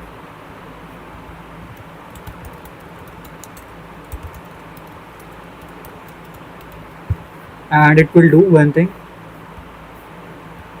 that it takes input of these and this simply, and this is your chain.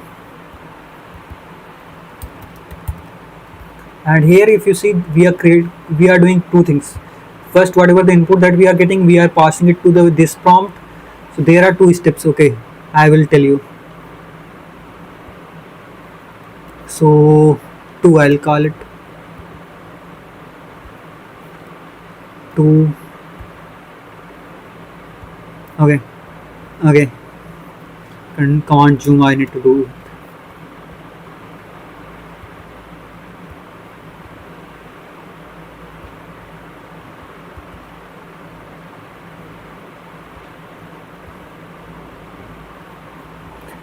Oh god.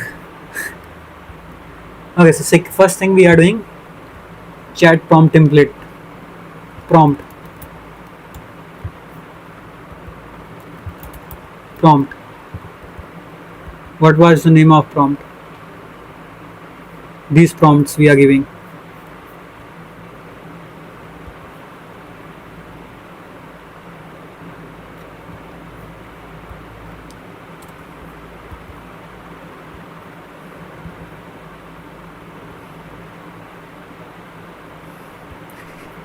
It's not zooming. I don't know what's wrong with it. If I'm minimizing, it's just, I think it's not designed for it or what. Let's do one thing. Enlarge the structure of it. Better. Hey bro.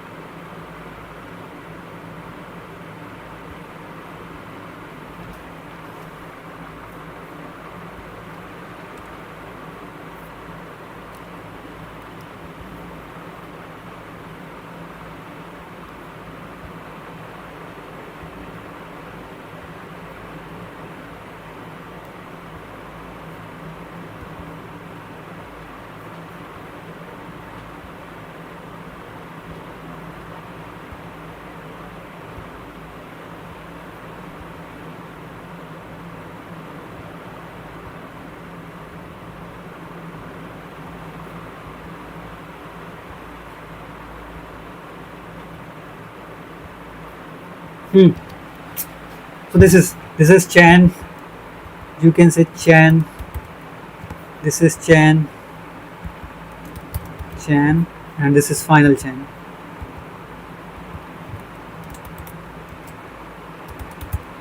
And it took. By the way, I think I took more time. God, help me, help me to do the things properly on time. By the way, this is one thing that you can do it. It's great. We explored many things, and I have a few questions. So I'm gonna ask it to.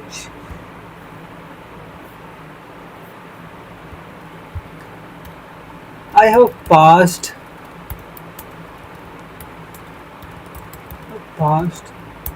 normal function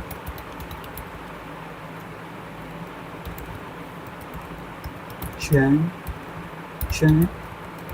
It it is working, but I watched a tutorial where instructor was telling that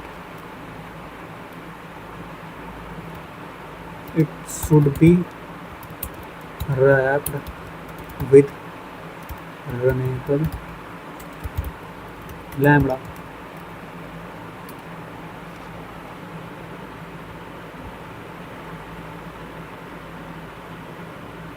Redundant function into random.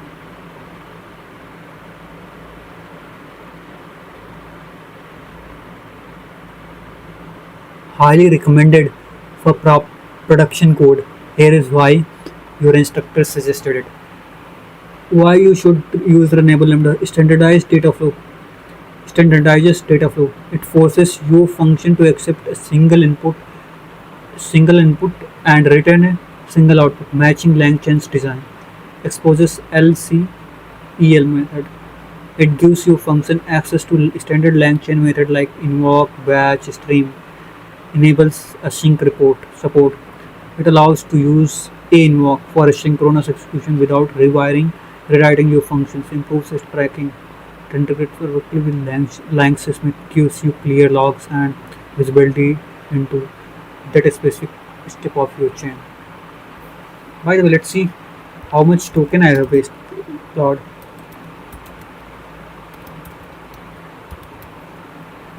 Claude, Claude. Where is my?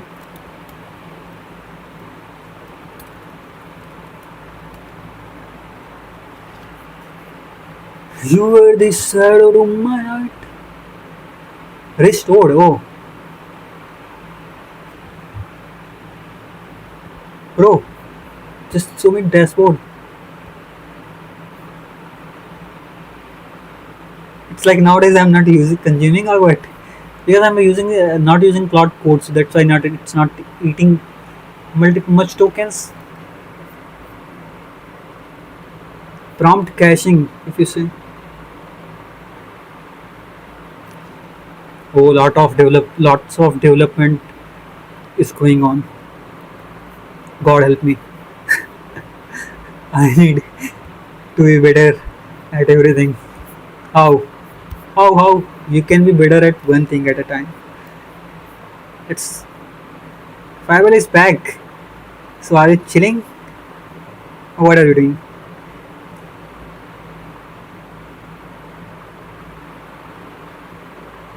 Oh, people are doing college and they are doing multiple things. They are earning and they are creating the shows. What the fuck I am doing? It feels like very bad, like I'm not doing when it. we just made the Good API things. call.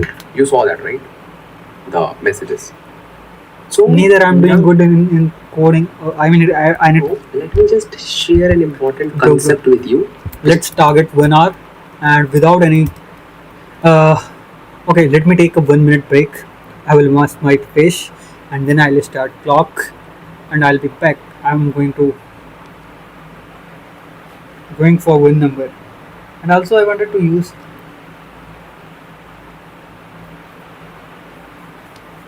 I don't know, my neither face nor hair are supporting. I'll be back, guys. Just 1 minute. 1 minute break. I'm just changing.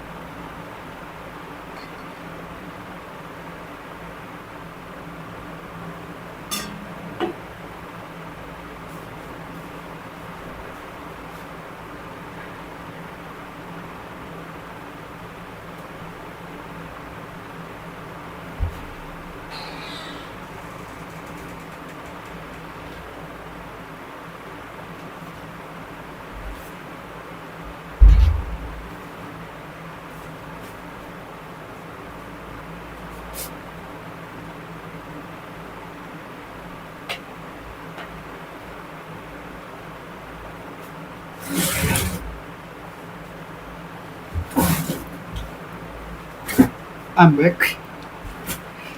Sleep very bad, bro. Oh man, my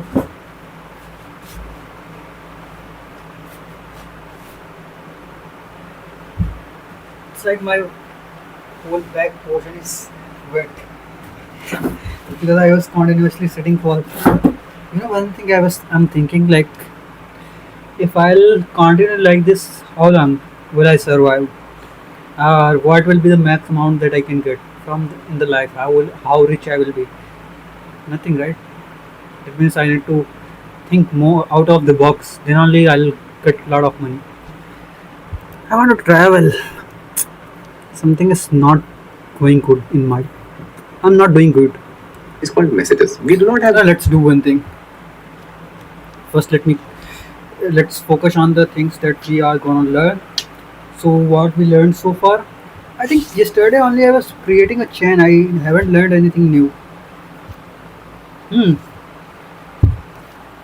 Yeah, true. I have watched the video, but it was a revision video. So let's continue. Lang chain, Langgraph. So messages, different types of Just messages. like one type of messages. We do not have just like AI messages. We have so many other types of messages as well. For example, first of all, we have let's say human. something called as AI message. Let's start with this one. AI message. We have this thing. AI message. AI message means the response that we get from the AI. What is AI here? LM. Now, one more thing, which is called human message. Tool message Human and message. system Now, message. human message. What is the thing human message? Human message means the information that you provide in the form of query. Information or question that I provide in the form of query. Make sense? So that means whenever I'm asking anything from LLM, whenever I'm saying that hey, I want to know this thing, that is my message because I'm messaging, right? That is the human message. Perfect. There is one type of message which is very popular. System message. Now, what is the system message? This is called very high level fine tuning of LLM. Not really fine tuning, but setting the tone of the LLM. So let's say I'm talking to the LLM. By default, LLM's tone is like by default, like it is set in the background. Now you can set the tone, you can set the behavior, you can just give some directions to your LLM that hey, you are a professional content writer. Hey, you are a professional, you can say blog writer. You are a something like this. You are this. You are that. You can provide this information. What is the benefit of it? It's not magic that LLM will become the content writer or you get a blog writer, but LLM will take this or you can say consider this every time whenever it will be generating the response. So we can give the high level guidance towards the LLM. Okay, simple. Okay. There's one more type of message which is called tool message. So let's say you want to just create tools and you want to integrate tools and we'll be just learning about how to create tools in Langgraph. So you can create tool and the response that you'll be getting from the tool will be the tool message. Here in Langgraph, we create functions for tools, right? So you can also consider it as function message or tool message. Simple. So these are the four major ones, and yeah, these are the four major ones that you just need to know. Okay. So let me just make a single line for all of these messages. Simple. Very good. So these are four different types of messages that we have. Now let's see what is the advantage of it.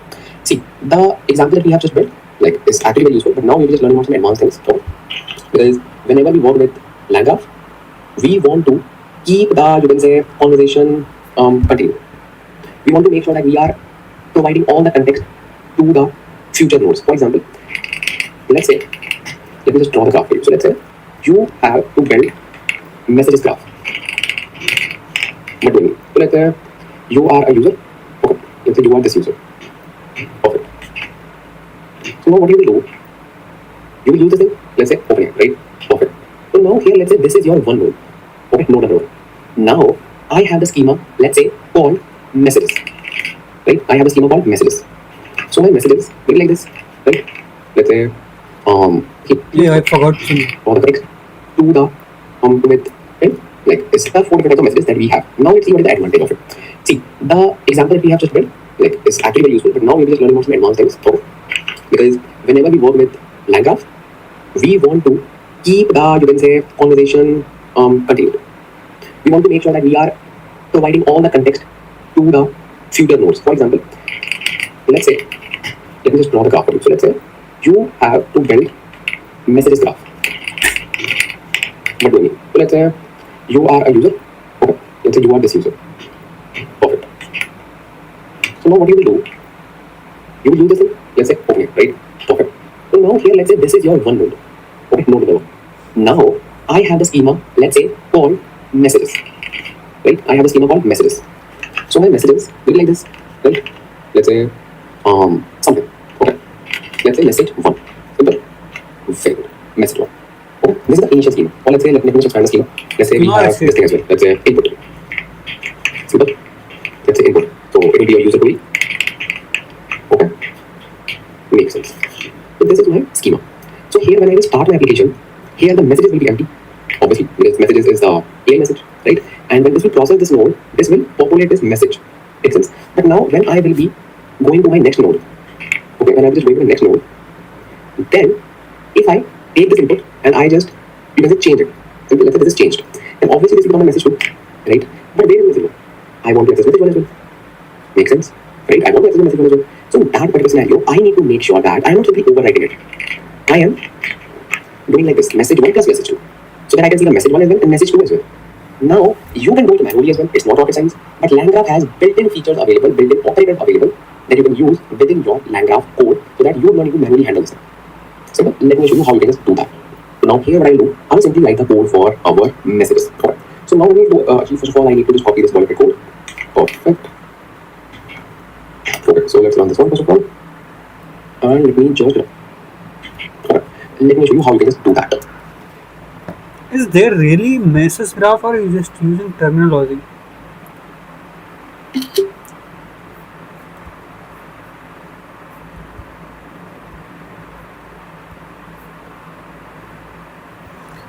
I think today I need to use Brahmastra again because I won't be able to wake up early in the morning uh, if I won't use so. But I don't want to use every day. It's like I will forget the real value. I will start misusing. And let me try one more day.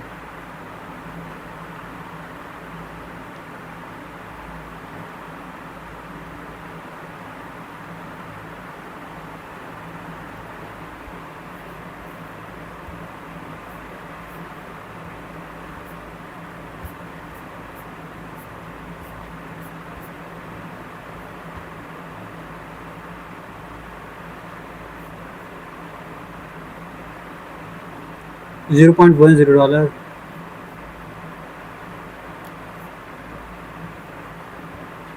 0.10. It's not too low, bro. Then if you are Now here what I will do, I will simply write the code for our messages. Okay. So now we need to achieve, first of all, I need to just copy this modified code. Perfect. Okay, so let's run this one first of all. And let me just run this code. So now I will also I wanted to see.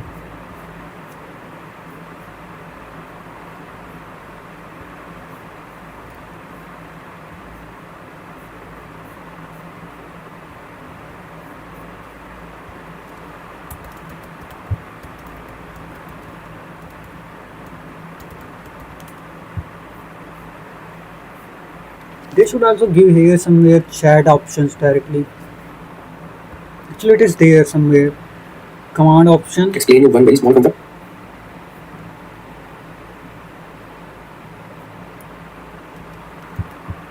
Gemini, let's say.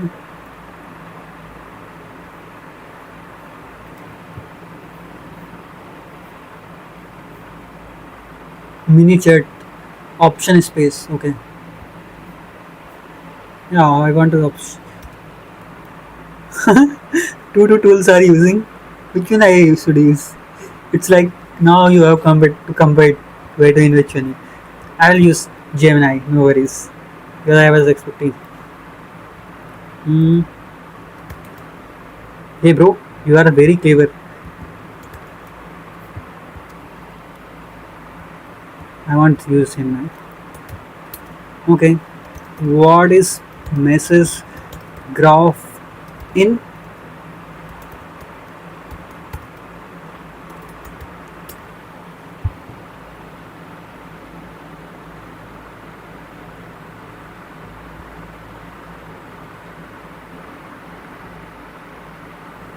where shared state is tracked as a list of messages? It is simplified building conversational automating appending new messages from notes to the existing conversation history.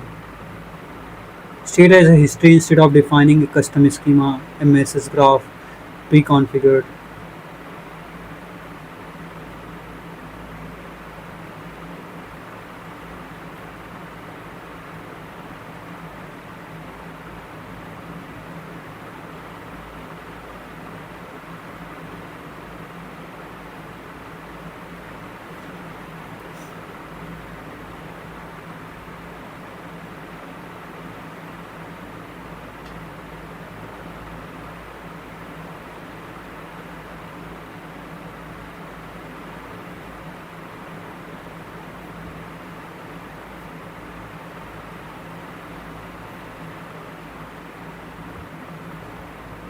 But this will just strengthen your understanding of how to work with Langgraph more efficiently. So as you can see that I have created this LLM, right? And I can just invoke this LLM like this, like this. We have just learned about the messages, right? And I know that this is human message. Why? Because I wrote this thing. How LLM know? How does LLM know that this is a human message? You know how? LangChain is actually doing so much of work, or basically Langgraph is doing so much of work for you under the hood. When you write this thing, Langgraph will automatically convert this code into like this. Let's say, first of all, let me just bring the messages from. I want to check the class for it for messages. Messages. Let me just grab the class for you for messages. Yeah, LangChain code. Okay. LangChain code dot messages import system message human, but we just need human message, so it's good. So now you know what it will do. It will simply use human message, then it will wrap it inside human message, and then it will write content equals to this. Okay. You do not need to do this thing because it is already doing this thing under the hood. But when you are just building the Langgraph application, you need to know this thing. Otherwise, you cannot work with messages. Okay. So if I run this thing now, it will generate the same response. Wow. Must be a prompt. What did we just do? Okay, your message. I think we just need to add list here. List. Because Yeah. it takes a list of messages. So let me just write like this. It should, yeah, now it's running. So it should work by now. So now we will get the same response. Why? Because I am passing the human message explicitly by myself. And also we need to just pass the list. Okay? So now what will happen? It will recognize that this is a human message. But even when I do not write this, it automatically takes that input in the string format and it will automatically convert it. Very good. You need to remember this because it is the backbone of this current execution. So what I will do now, I will define my scheme.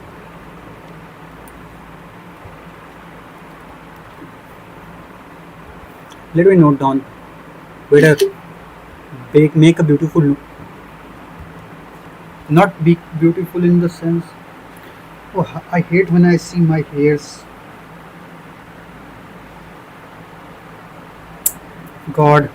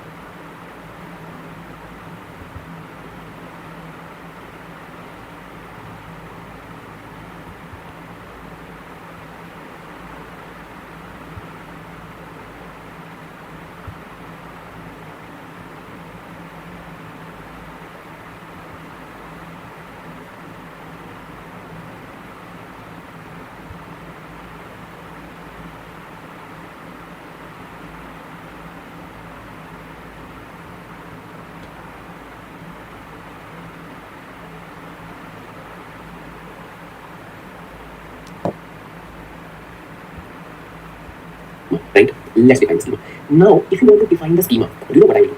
I will create two keys. Okay, let me just show you here. I will create two keys, and I will create input key because input key you already know, like we don't need to create input key. Why? Because I want to make it more complex. I want you to learn. So I will say messages, and then it will be like, let's say manual. Okay, you can say messages one, messages two, but let's say messages manual. But for the explanation, I can simply keep messages. Okay, but in the practical, you just use two keys. So here, what I do in the messages tab, I will write that human message. You can say messages is equal to human message and something. Okay, and something simple. This is my human message, and you already know. I need to pass this, right? So this will become my schema, initial schema. Okay, this is my initial schema. Now this same schema will be passed on here. Let's use this one, simple. And this same schema will be having one more message. Just guess it. What is that? It is AI message. it is now having one more item in the list. The second message will be AI message. Okay, AI message. Okay, and it will write something. Something. Okay. Now, this will be the current state of the graph. Then this will go to the third node, and this third node will simply append its response as well. Like this. Wow. But how it? AI message. Simple. Something. Okay. This is the flow. This is the flow. I hope it makes. Yeah, I hope it makes sense. Or you make sense. This is the flow. This is the flow. Okay. I know it's challenging, but that's how we learn. Okay. You just need to. Maybe you might be just rewatching this segment of the video multiple times so that you can understand and grasp that knowledge. Simple. We also get it and we will learn. Okay. So not feel like why do we need to rewatch it? So let's say I want to define a schema. Okay. So simply say from, and I will even type it. We don't want to find it just for a simple example. I will say from typing import because type it is like it was fast. So that's all.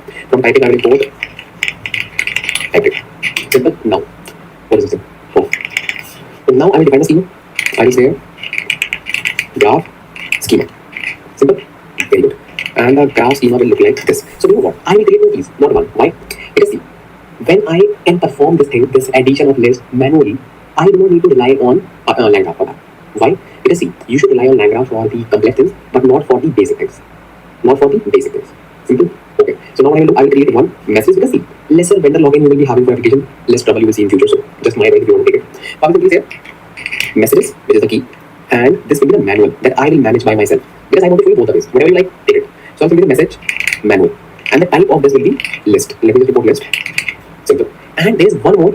Okay, one more message, or you can say one more. You can say type that I will just use messages auto because this is like managed by kind of Langgraph. Okay, kind of. Not by Langgraph, but this is like automated way, not like traditional way of doing it. Okay, so let me show you that as well. So you simply go say annotated. Let me just bring annotated as well. Annotated, and I want to import one more operator from operator. Import add. Okay, so I'll simply say annotated, and then I will simply say list. Okay, list, and then add. So what does it mean? It means that I will be creating this messages key, and in this messages key, I will be adding list. Obviously, because it is a list type, but I will also add more list into it. More list. Make sense? So let's say I want to do anything with this list, it will keep on adding those lists. And nobody will actually understand it. It's very easy. I like both the ways, but I like manual way better because it promotes readability, it eliminates vendor lock-in, it shows you what you are doing with the application. You need to see it, right? So this is the class. I have defined the schema of it. Let's try to build the two nodes. So I'll simply say, let's use the previous node by waste time here. So I will simply use the that eliminates vendor lock-in. It's very easy. Okay, list and then add. So what does it mean? It means that I will be creating this messages key, and in this messages key, I will be adding list, obviously because this is a list type, but I will also add more list into it, more list. Make sense? So let's say I want to do anything with this list, it will keep on adding those lists. Nobody will actually understand it. It's very easy. List I like or both item? ways, but I like manual way better because it promotes readability, it eliminates vendor lock-in, it shows you what you are doing with the application. You need to see it, right? So this is the class. I have defined the schema of it. Let's try to build the two nodes. So I'll simply say, and let's use the previous nodes by waste time here. So I will simply use these two nodes that we created here, right? Perfect. But obviously we need to make some changes. So now, first of all, we need to make a major change in the code. Perfect. Let me just remove everything. And let me just remove everything. Perfect. Simple. So let's talk about this curate post. Oh. Now in this curate post, I want to access what? Messages manual and messages auto. Both, obviously. Right? But another one, both are same thing. Right? Okay. So now what I will do, I will simply take the message, let's say, messages manual equals to this, messages auto equals to this. Now I will send these two messages to my element. Okay, these two messages to my element. And let me do one thing, because you will be very confused. Let me just comment it out the automated way. Let's use this first, like messages. Okay, let's learn step by step, because it will be very confusing to know this. So let's say we have messages manual. Yeah, let's talk about it. So we have messages key, and in this messages key, I am storing only and only the human message. Simple. And it will be like this, in this form. In this form. Simple. So what I need to do, I simply need to send this entire list, right? This entire list to my LLM. Perfect. So let me just store the response. Let me just say response manual equals LLM not invoke and messages manual. Now I do not need to get the content. I need to get the whole response. Why? Let me show you that as well. If I just remove this dot content, you will see the message in the form of AI message. And this time, I want that. Makes sense? I want that. See, AI message content, do you mean that it is? I want this thing. Because this is a distinguisher between my message and AI message. And when I have a list of messages, I need that distinguisher that will tell, hey, this is your message, this is that message, this is your message, this is that message. But here comes the ideology of, you can say, businessman. So now the person will say, okay, I know that this distinguisher is very important, but why do I need to spend both of those? Because after the content, why do I need to send this information to my LLM? What is the use of it? I don't need to spend my tokens on this information, and there are so many tokens to be wasted on this particular information. Makes sense. You are absolutely right. So I am not denying on that fact. Okay. And I know your money is very precious. So what we can do, we can smartly play around with it. So what I will do, I will simply fetch the content like this. Okay. So I will simply fetch the content like this. That's the bot content. But what I will do now, I will simply say response manual AI equals, I will wrap the content of the AI message into AI message object. Okay. So let me just import the AI message from langchain code.messages, import AI message. So now I will place one. I will simply say AI message and content equal to response manual. Boom. Now this has become the AI message object, and we do not have any kind of metadata. So our tokens will not be wasted. And in this particular era, we have to save the tokens as well as we can. So this is my response. Simple. Now what we need to do, the major thing. Now we need to append this information in our list.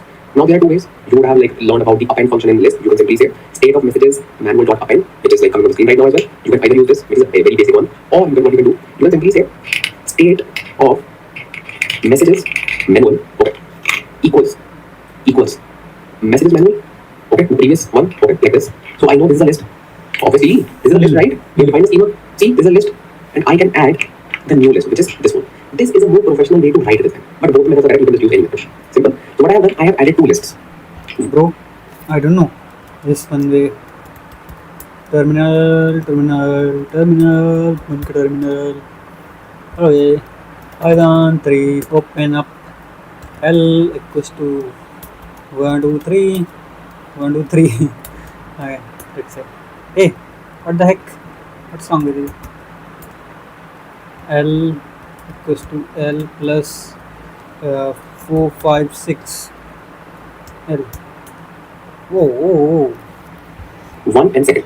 First is already a list, so I do not need to use the square brackets. Response manual AI is not a list, it's just a response. So that's why I have to use these square brackets. Now I'm simply combining both lists to create one complete list. Simple. These are very fundamental things of Python. I'm just explaining this thing in very much detail. So this is your state, right? So this has become this particular thing. Now what will happen? This information will go to the second node, curate post. Simple. So now what you need to do? You need to first of all fetch the current state of messages manual. Simple. Now this current state is having both the information. My message, human message, and AI message as well. Really, yes. It has both the information. Okay. So now what I will do, I will make the API call.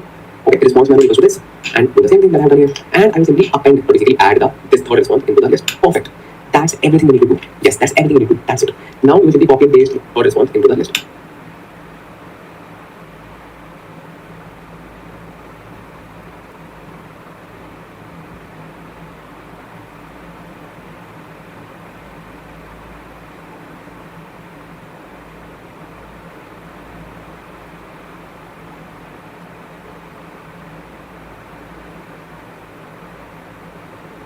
So this is your state, right? So this has become this particular thing. Now what will happen? This information will go to the second node, curate post. Simple. So now what do you need to do? You need to first of all fetch the current state of messages manual. Simple. Now this current state is having both the information, my message, human message, and AI message as well. Really, yes, it has both the information. Okay. So now what I will do? I will make the API call. Okay, response manual equals to this, and do the same thing that I have done here, and I will simply append or basically add this third response into the list. Perfect. That's everything we need to do. Yes, that's everything we need to do. That's it. Now we will simply copy and paste the code from here just to create the graph because all the node names, edges name are same, right? So I can simply paste it here and I can simply show you the result.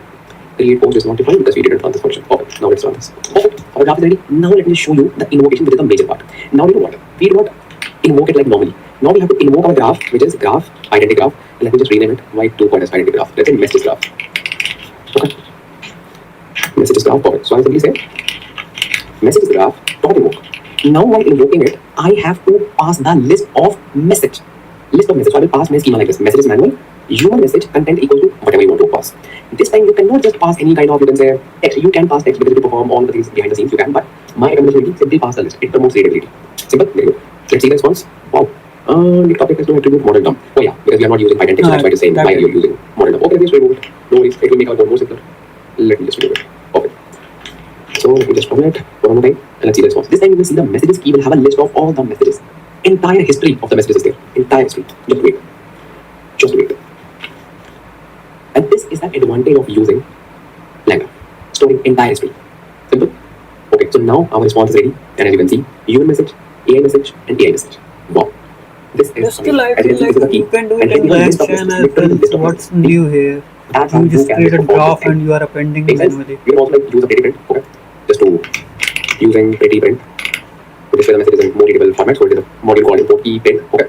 And now let me just invoke it for one more time using this method. So here you will see the output in much more readable format. It is also readable, but it's not that much readable. So what it will do, it will simply print the message one by one.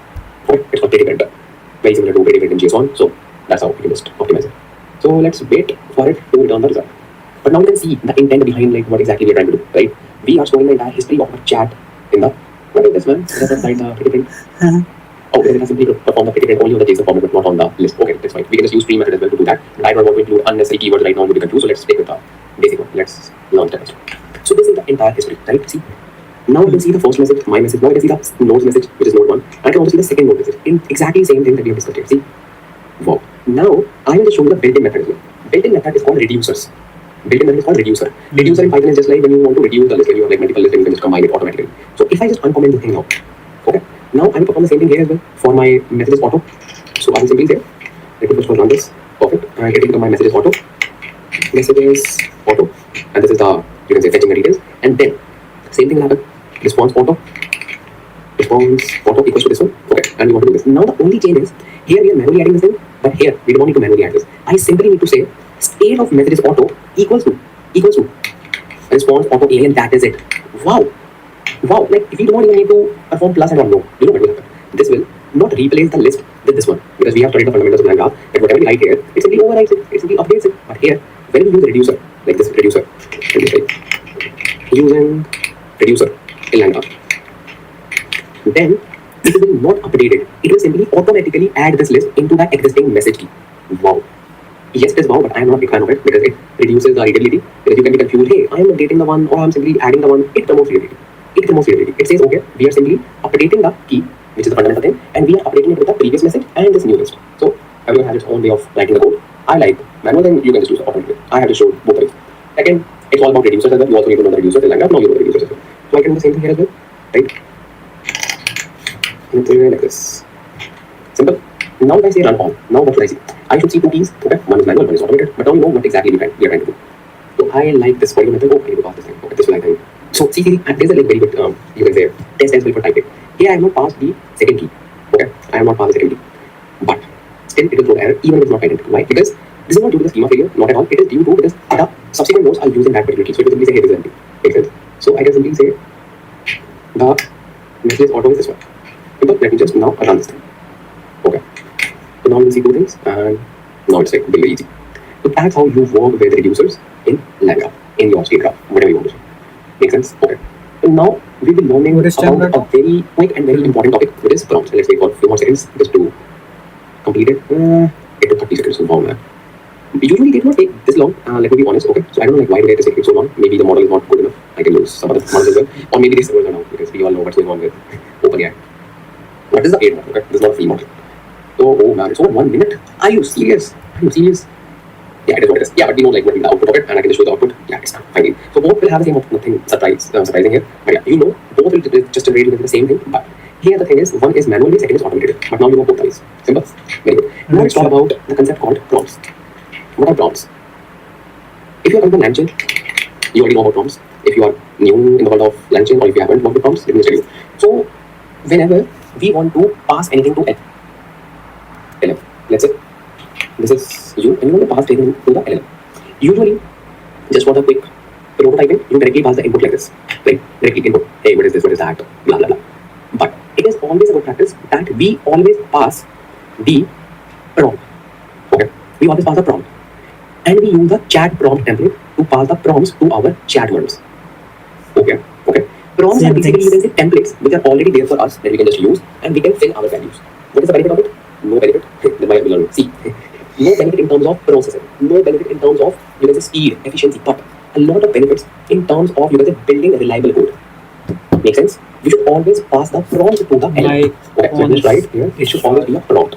And where is my prompt? Do I have any prompt? Let's say this is a prompt. No, this is not a prompt. Let's say this is a prompt. Okay. This is a prompt. You should always pass a prompt. Now let me show you the chat prompt template library in LangChain. Because templates, prompts, messages are all a part of LangChain library. But we just imported in Langgraph. Because Langgraph people are not very free to rebuild the same stuff in Langgraph. So simply say import it. Simple. So I will say chat. Langgraph people are not very free to rebuild the same stuff in Langgraph. So simply say import it. Simple. So I will say chat prompt template LangChain. Simple. Let's see. Let's see. So here's the class chat prompt template. Okay. So here, this is the code about it. And we do not need to know code because I will explain everything. Okay. You just need to know about this class. So this class is available in LangChain code.prompts. Okay. And then you need to import the chat prompt template and that's it. Simple. Okay. That is it. You just need to know about this thing. Okay. And then let me see if anything is useful here. Not really. Let me just explain you in my notebook. So let's talk about that thing. Prompts. Prompts.ipy Langgraph. Simple. Wow. Thank you for writing it. So let me just import my boilerplate code. I could have just I can also build a utility that I can just import kind of function, but it's fine because I want you to run independent notebooks as well without utilities. So perfect. Oops. What is this, man? What is this? Oh, I didn't say the command. Okay. So now this is my boilerplate code, and let me just create the LLM object as well because that is also required. Perfect. So now I want to send my information, or basically the query, to this LLM, but I want to make the use of prompt. Right? So how you can just use it? So you can simply copy it first of all. The class we copy it here. And here I will just paste it. LangChain code.prompts import chat prompt template. Let me check if it works fine. Yes. So now what you do, you simply say my prompt equals to chat prompt template dot from messages. Okay. Now here you need to write a list. Okay. A list of all the types of message. And here you will use system message as well. So you will use system and then you will type something like that. You are a helpful system that helps to create social media platform. So you have simply guided the LLM that who are you? See, like who are you means who is LLM. Okay. Then I will paste my message that I want to do. So I can just either use human or user. Both are right. So I will use user or human. Okay, both works. And here I can simply say I want to do this. Simple. This is my prompt. And what is this red thing? Let's run it. Let's see the error. I need to use comma. We cannot use colon. So this is my prompt. What is the value of it? Let me show you. If I just print my prompt and if I just print it, you will see this is a kind of chat prompt template which has some information. See, messages equals to system message prompt template prompt equals to this and so many other things. Wow. You know what? Now let me show the real power of prompt. Prompt is actually used for making your code reusable. Let's say here the request is dynamic. Here the person is saying, I want to create a post about, and the person is also typing the value of it, right? Let's say this topic is dynamic. I can simply say topic. Simple. Now, this is a dynamic template because there's a reason behind the name we call it as template. Template means like you can use it with anything. Let's say I am building one application and I have this particular template. Simple. Oh. What is it? So now I have this topic, right? Now this topic is dynamic. Now what I will do, I can pass the values during invocation of this template. I will simply say my prompt dot invoke and I will say topic. I can pass the topic like this. Wow. Now if I show you the result, you will see the value. You are a helpful assistant that helps to create this is a system message. And let's go towards right. It will say, I want to create a post about and just automatically fill this information using this invoke method. Wow. See, automatically. Okay. And when you pass this information to LLM, it can automatically process this information. Why? Because just look at the object carefully. What it is this typing? See, chat prompt template. The chat prompt is fine, but messages equals to system message. Is it similar to the thing that we have just seen here? See? See? Oh yeah. So it performs, this chat prompt template performs the same thing under the hood. So you simply need to use the syntax to automatically convert this thing into this thing dynamically, because you can just pass the values during the invocation. Simple. This is very useful. Just remember it. Makes sense? Okay. Now we'll just simply learn one basic thing of LangChain as well. Okay. So this is my prompt. Let me just save this response into a variable. Let's say prompt invoke, or basically you can say filled. Okay. Prompt filled equals to this thing. Let's say this was filled. Okay. Let me just run this now. Okay. Now I want to pass this value, this prompt to my LLM. Right? How do I do it? Like how do I need to do it? So now I can just do LLM dot invoke, and then I'm simply say prompt filled, right? And I can invoke it. Let's wait. And it will simply invoke it, and it will simply generate the response. And do you know what? It will automatically pass this information. Yes, so we have got the response. And one more thing, this model is taking a lot of time, and let me just change the model. Let me just use 4.1 mini or 4.1. So, oh, this is let's use, let's say 4.0 mini or 4.1. Let's say 4.0 transcribe. 4.0 mini was fast and it was not cheap. Let me just find the big model. So let's use this model 5 mini, and I hope this will be like much faster. Let's use this one. GPT 5 mini. Okay, so let's run this and let's see the response. LLM.invoke, prompt filled. Let's see. Not really, they also say. What happened? What happened, bro? So now, this is now you have seen that I am invoking the same, not same thing, like two different things independently. But here comes the role of chains in LangChain. Okay, so what you can do, you can literally create a chain of these two objects. Let me just tell you how. Let me just remove both the cells. Okay. Okay. So one object is LLM, I'm revising the same thing. Second object is this one, my prompt, which I need to invoke. Right? Now, you know how to create a chain in LangChain. And it's one more, and second the other thing. There you have it. It generates the entire field prompt, right? Then that field prompt will automatically be passed as a parameter while invoked. Simple. And you just need to know this much one thing. Can get continued with your future sessions of Langgraph. We are just going to take simple. Okay. So this much to just can get continued with your future sessions of Langgraph. We are just going to take simple. Okay. So see, I told you, like I will just make this like this, even if I have zero knowledge. Okay. So now let's see what will output of it. And output should be correct. Then only we can say okay, we learned something. Okay. Makes sense. Makes sense. Now it's okay. AI message. Okay. Simple. Just all that tools. Because nowadays we always hear about we can create tools, we can create this, we can create that. But at the end of the day, we need to make the efficient tools so that we can allow our LLM to make the external API calls. So far, we have just learned that how we can just make simple API calls, right? So for example, I ask a question which my LLM cannot answer. Not because it is not smart enough, because LLM doesn't have any kind of context, right? So for that particular thing, I need to provide that particular context. Simple. So much now in Langgraph, how we can just create the tools? It's very simple. Tools are nothing but your Python functions. For example, let's say I will write any kind of function. Let's say any function. Okay? Any function. Let's say this is you can bind the tool. And you created this simple function. Okay, simple. Now, what you can do, you can convert this function into a tool by just applying a wrapper. What? Applying a wrapper. This wrapper is called tool. LangChain.tools, I believe. This wrapper is called tool. So let's say this is your entire function. The real one. Simple. This is the real one. Let me just use a color. Let's select this. Or this. You might have a special icon. Let's say this one. Let's say this one. So this is my tool now. Why? Because I have used this wrapper. Now you can ask me that, Anshlama, what is the limit? What is the limit to create a function in Langgraph? I will say, sky is the limit. Oh, wow, wow, wow. Very good dialogue. We are listening to this line for the first time. Okay, but this is true. This is true. You can create any tool, any function. You know what? You can build a Python function, and in Python function, you know that you can literally perform anything. Because Python has like thousands of libraries. You can make an API call. You can literally perform anything within the tool. And you can use the tool object available in the LangChain and Langgraph, and then that tool, that function will be converted into a tool. Simple, very simple. Let me just show you by creating one so that you can just understand. And by the way, before creating one, let me just show you the official documentation so that you can see how many tools we have available in LangChain and Langgraph, which are strongly integrated. Because obviously the Python will literally do anything, right? Using a custom code. I am going to show you the well-integrated code where you do not need to build everything from scratch. You just need to use the wrappers. Let me show you. So if I go to tools in LangChain or Langgraph, whatever. Go to tools. Okay. So I'm the LangChain documentation because tools are the part of LangChain. And obviously Langgraph automatically because Langgraph is built on top of LangChain. So these are the tools. If I go to scroll down, okay, so here is the code for customize tool.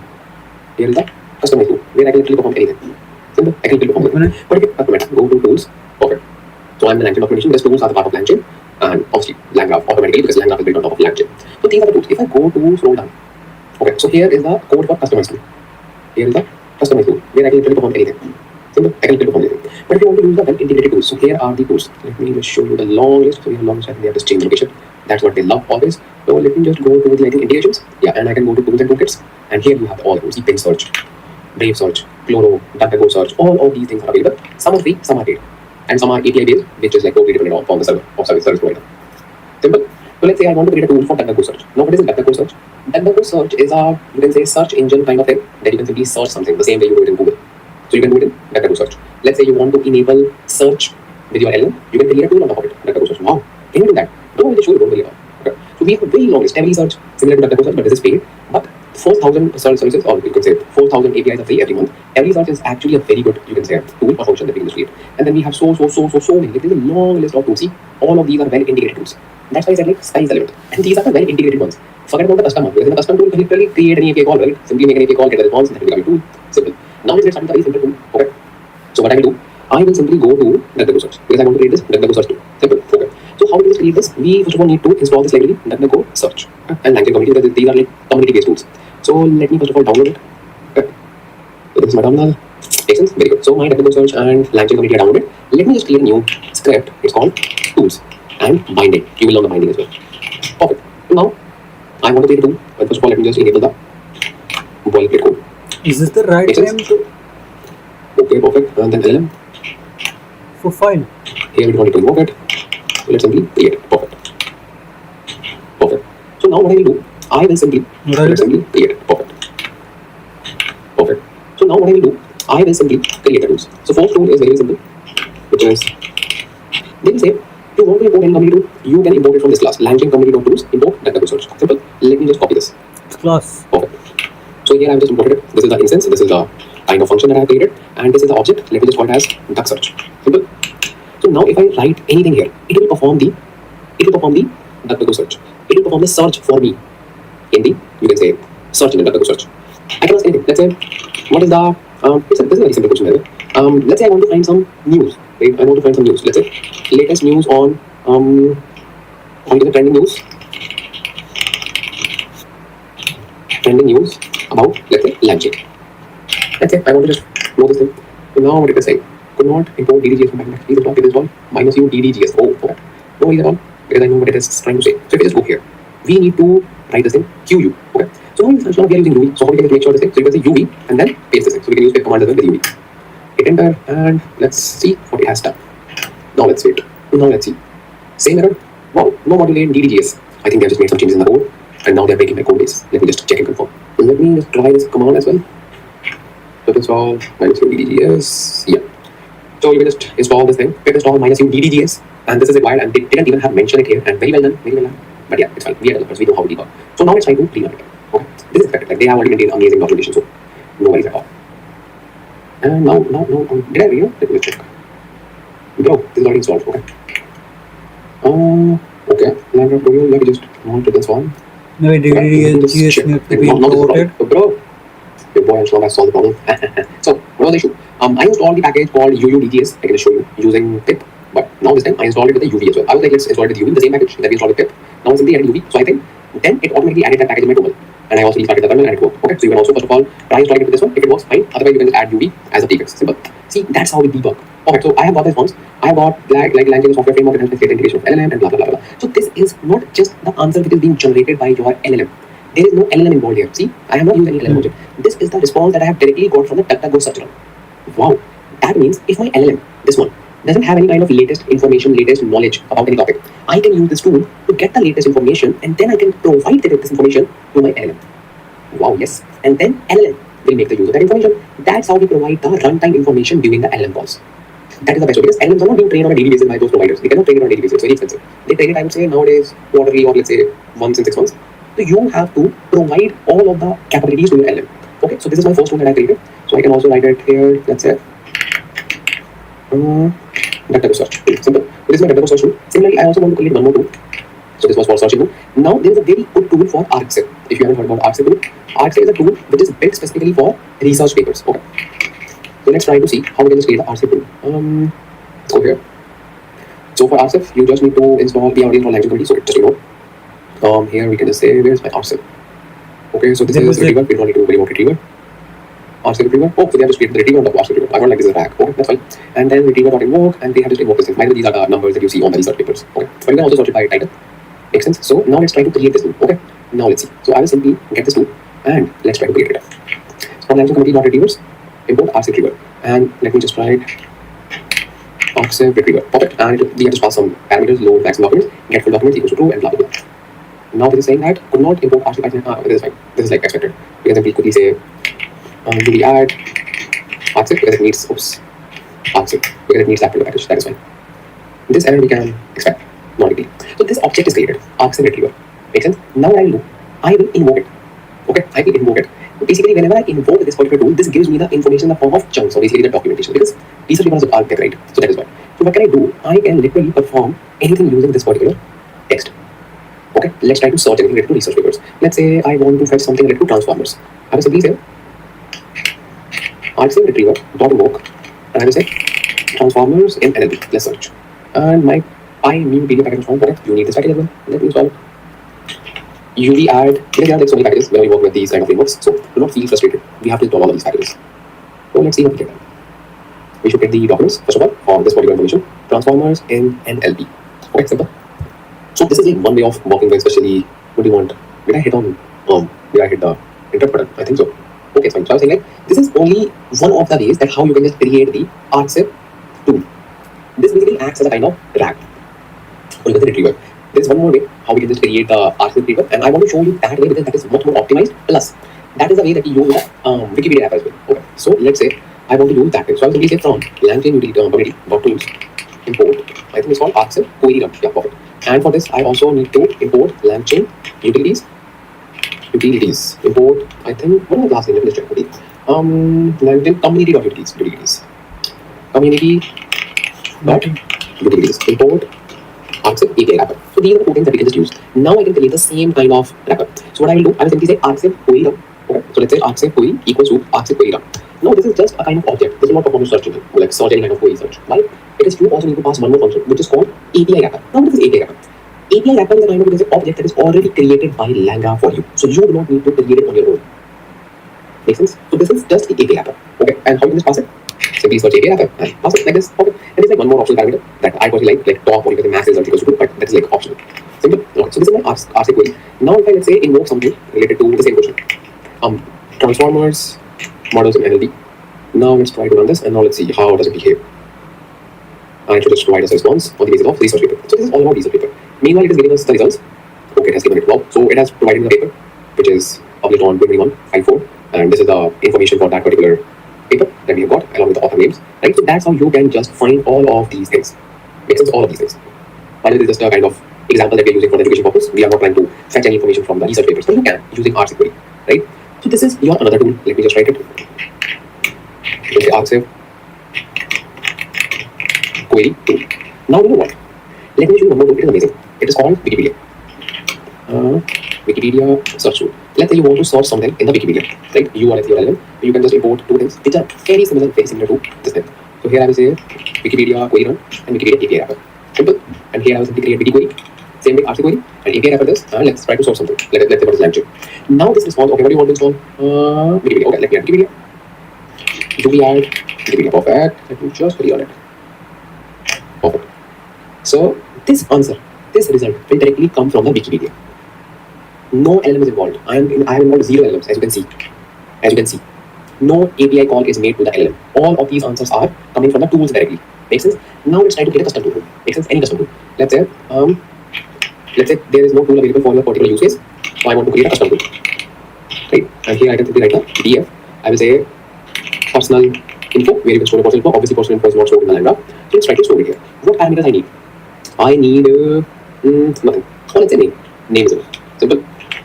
Name is enough. And here I will provide a doc string. My name is why doc strings are required for tools? Specifically for custom tools. Because LLMs do not understand by looking at your code. Do not understand anything. They will not know. Okay, this is for Wikipedia. Okay, this is for RCEP. Okay, this is for the search. No.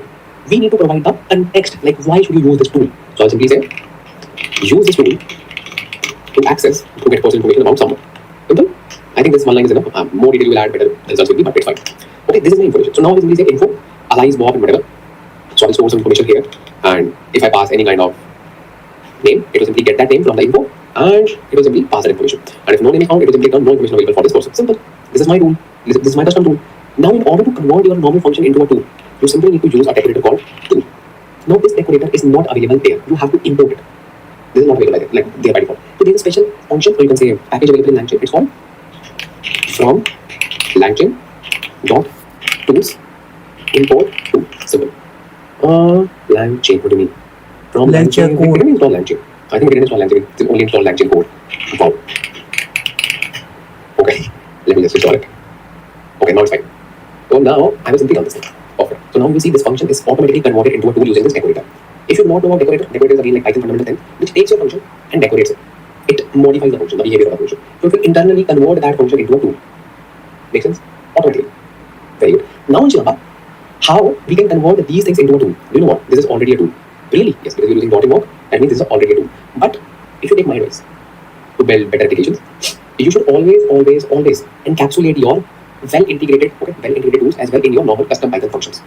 It promotes readability, it promotes better, you can say, management of your code, and you will actually see the results when you just do this. So how you can do that? You simply need to create df, okay, and then let's say df Wikipedia wiki tool basically, and it receives query and it returns the result in the query format. And I can remove this thing, perfect, and I can add a sweet and quick document like this is a tool. This tool allows you to search Wikipedia for information on a given topic. Simple, and I can use add tool to convert into a tool. Right? And I can also provide a tool name, but if it will not provide anything, it will take this thing, which is fine. Same thing here as well. Okay. So I will simply say df, simple, and I will say pass the tool and then query, and that's it. That's it. And then one nice and short document. This tool, let's say, allows you to query on the RC database for research papers. Simple, because there's a very big database for RC. Instead create. Okay. So this is a tool. Now we can just say activate tool. Simple. Good. That is the best way to create a tool. Let me just do it for this as well. df and search go, and let me just remove the tool. Now I can just say activate tool. Simple. Good. That is the best way to create a tool. Let me just do it for this as well. df and search go, and let me just remove this. And here I can say this tool search go for the given results. Simple. Now you have created 4 tools: tool 1, tool 2, tool 3, and tool 4, which is a custom tool. Okay, you can even test it. This custom tool, you can simply say personal info.invoke, and you can say allies. Okay, and you will see allies is software with 5 years of experience in AI. Perfect. This is working fine. Now these are the 4 tools that I created, and it is fine. Not like this. Now, and here I can say this tool search go for the given results. Simple.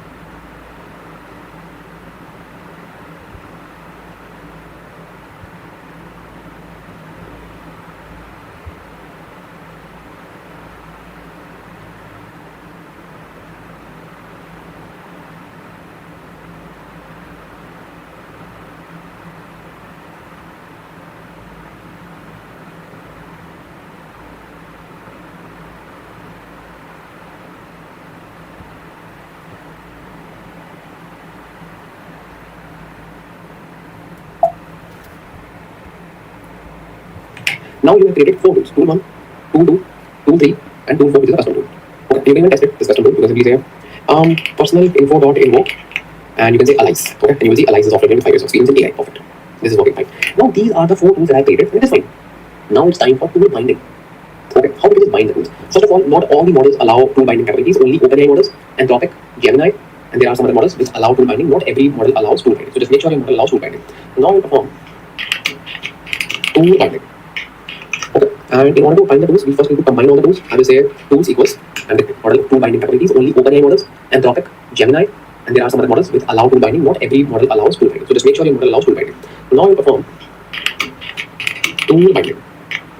Okay, and in order to bind the tools, we first need to combine all the tools. I will say tools equals and create a simple list. Then simply say LLM with tools equals your regular LLM object dot bind tools, and then you can simply say dot bind tools and then tools. Now run this. Search go is not different. Really? Are you serious? Search DuckDuckGo. Okay, this is a tool. Search DuckDuckGo. Okay, okay, makes sense. I know what actually happened. So we just created this tool. Okay, this you can say Python function. We I think forgot to run this then. Okay, now let me just run this. No, ask it. Okay, we did I think on all the Python functions because that is why I cannot identify that. Okay, perfect. And this is fine. Let me just run now. LM.run. Wow, wow. Let me just click on run all. Let me just click on run all. Okay, perfect. Now it is good. Now this LLM is not your regular LLM. You have provided superpowers to this LLM in the form of tools. Okay. Now just try to ask something from this tool and you will see the magic. Really, let me just show you. I will say LLM with tools dot invoke, and I just want to invoke with normal text. And I will say, what is the personal info for allies? Obviously, LLM doesn't know who is allies, right? Let me just search it. Let's see what we get. Okay, let's see. Just hold on. Ideally, what should we see? Oh, what should we see? As per your understanding of this. Tool result. Very good. So the content is, I can't help with personal information about individuals named allies. If you name public figure named allies, please figure the provider for them. So now you know what is happening. This LLM is still trying to make, or basically trying to create the answer on itself. But now we need to make sure that we are using the tool call. Okay. Now let's provide more information. Let's say about allies, Bob or Charlie. Now let's try to run this thing again. Now it knows that in that particular tool, we have some information about allies and so much of those things. Right? Nice. So more context you provide in the function, better response we get, and very good response we have got. So it is still trying to use that particular thing. Makes sense? So now it is saying if you have consent on its your own data, I can help you organize manually, blah blah blah. So this is simply generating the content by itself, and we don't want that. And then I can enforce it just for this particular purpose. I can simply say, what is the personal info for allies? Use personal info tool. That's it. I'm directing it that you have to answer me using the tools. You don't need to create that generic answer for me. Okay, in the real obviously we just simply provide so much of context, but I'm simply like trying my best to just use this tool. Okay, simple. And obviously this is like not a very you can say use a LLM friendly function or tool which is like personal info. So what I can do, I can just try to make a realistic or real world LLM call so that LLM can also cooperate with us. Obviously, let's say I want to make the API call for this, and this says this tool searches DuckDuckGo for the given query and returns the results. Or let's say this tool searches the latest news on DuckDuckGo and whatever. Okay, let's say I want to do this thing. So if I just pass a query, let's say what is the latest news on AI? If I search this thing, now obviously LLM doesn't have any kind of capability about latest news. Perfect. This is the exact answer. See, when you use realistic example, you get the right response. But when you just try to play around it, you will not see the thing. So see, now you are seeing what? Content equals to null. Very good. You will say what? Very good. We didn't have, we haven't received anything. You should not receive anything. LLM should not generate anything for you. Why? Because LLM doesn't have any access to the latest news, right? But you know what it will do now? This is not a regular LLM, right? Now this is the LLM with tools. So now you will see an additional parameter called tools. Let me show you. Let me just show you. It will be like towards right. Yeah, tool calls. So it is actually telling you that I am just making the tool calls. It is telling you the thing that I am just making the tool calls. You can also set it like this. That's it. This is the response because I just want to make it clean. Response dot tool calls. Now you will see what exactly tool call is referring to. What exactly it is saying to actually do. So tool call is DuckDuckGo search and RC tool because both can have the information about it. Because maybe some latest research papers are there or obviously the search engine. So it has not generated anything. If I say dot content, I will see nothing. No response from LLM. But when I say, let's wait for it to end, or let me just write the query here. Okay, it's done. So see, nothing. But when I say tool calls, that means now LLM is trying to say, okay, I cannot generate this thing, but I can make tool calls. I can make. It hasn't made anything yet. It can make. But in case of Langgraph, it will directly make the tool calls. That is the difference. That's why we follow the function calling approach in Langgraph. Makes sense? This lecture was actually important to understand the next lecture, obviously the next part of the video, obviously the next segment of the video, which is all about building the React agents. Simple. Now let's see how we can just build the React agent that we discussed in the very beginning. Okay. And just to refresh that we discussed in the React agent, let me just quickly pull that, you can say, slide. So this is React agent. Now you can understand this easily. What exactly we're trying to do here? We are using our LLM. These are our tools. These are our edges. And this is our output. Now we need to learn how to connect these nodes, how to connect this LLM node with this tool node, how to create this conditional nodes, how to run this loop and everything. Make sense? Now let's try to create this React agent step by step in Langgraph. Now let's see. So now let's try to create. I'll do it later. I mean tomorrow I'll learn further. I feel like it's repetitive so far. It won't call tool directly. I was expecting it will call directly. Let me see.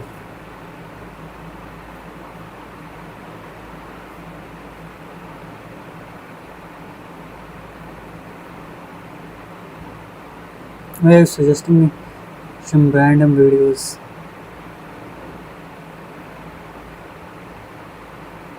Let me see. By the way, Bye bye, guys, and I'll see you tomorrow. Thank you so much, and let me stop streaming. Take care. Bye bye. Good night, and sleep well. Wake up refreshed. Ram Ram.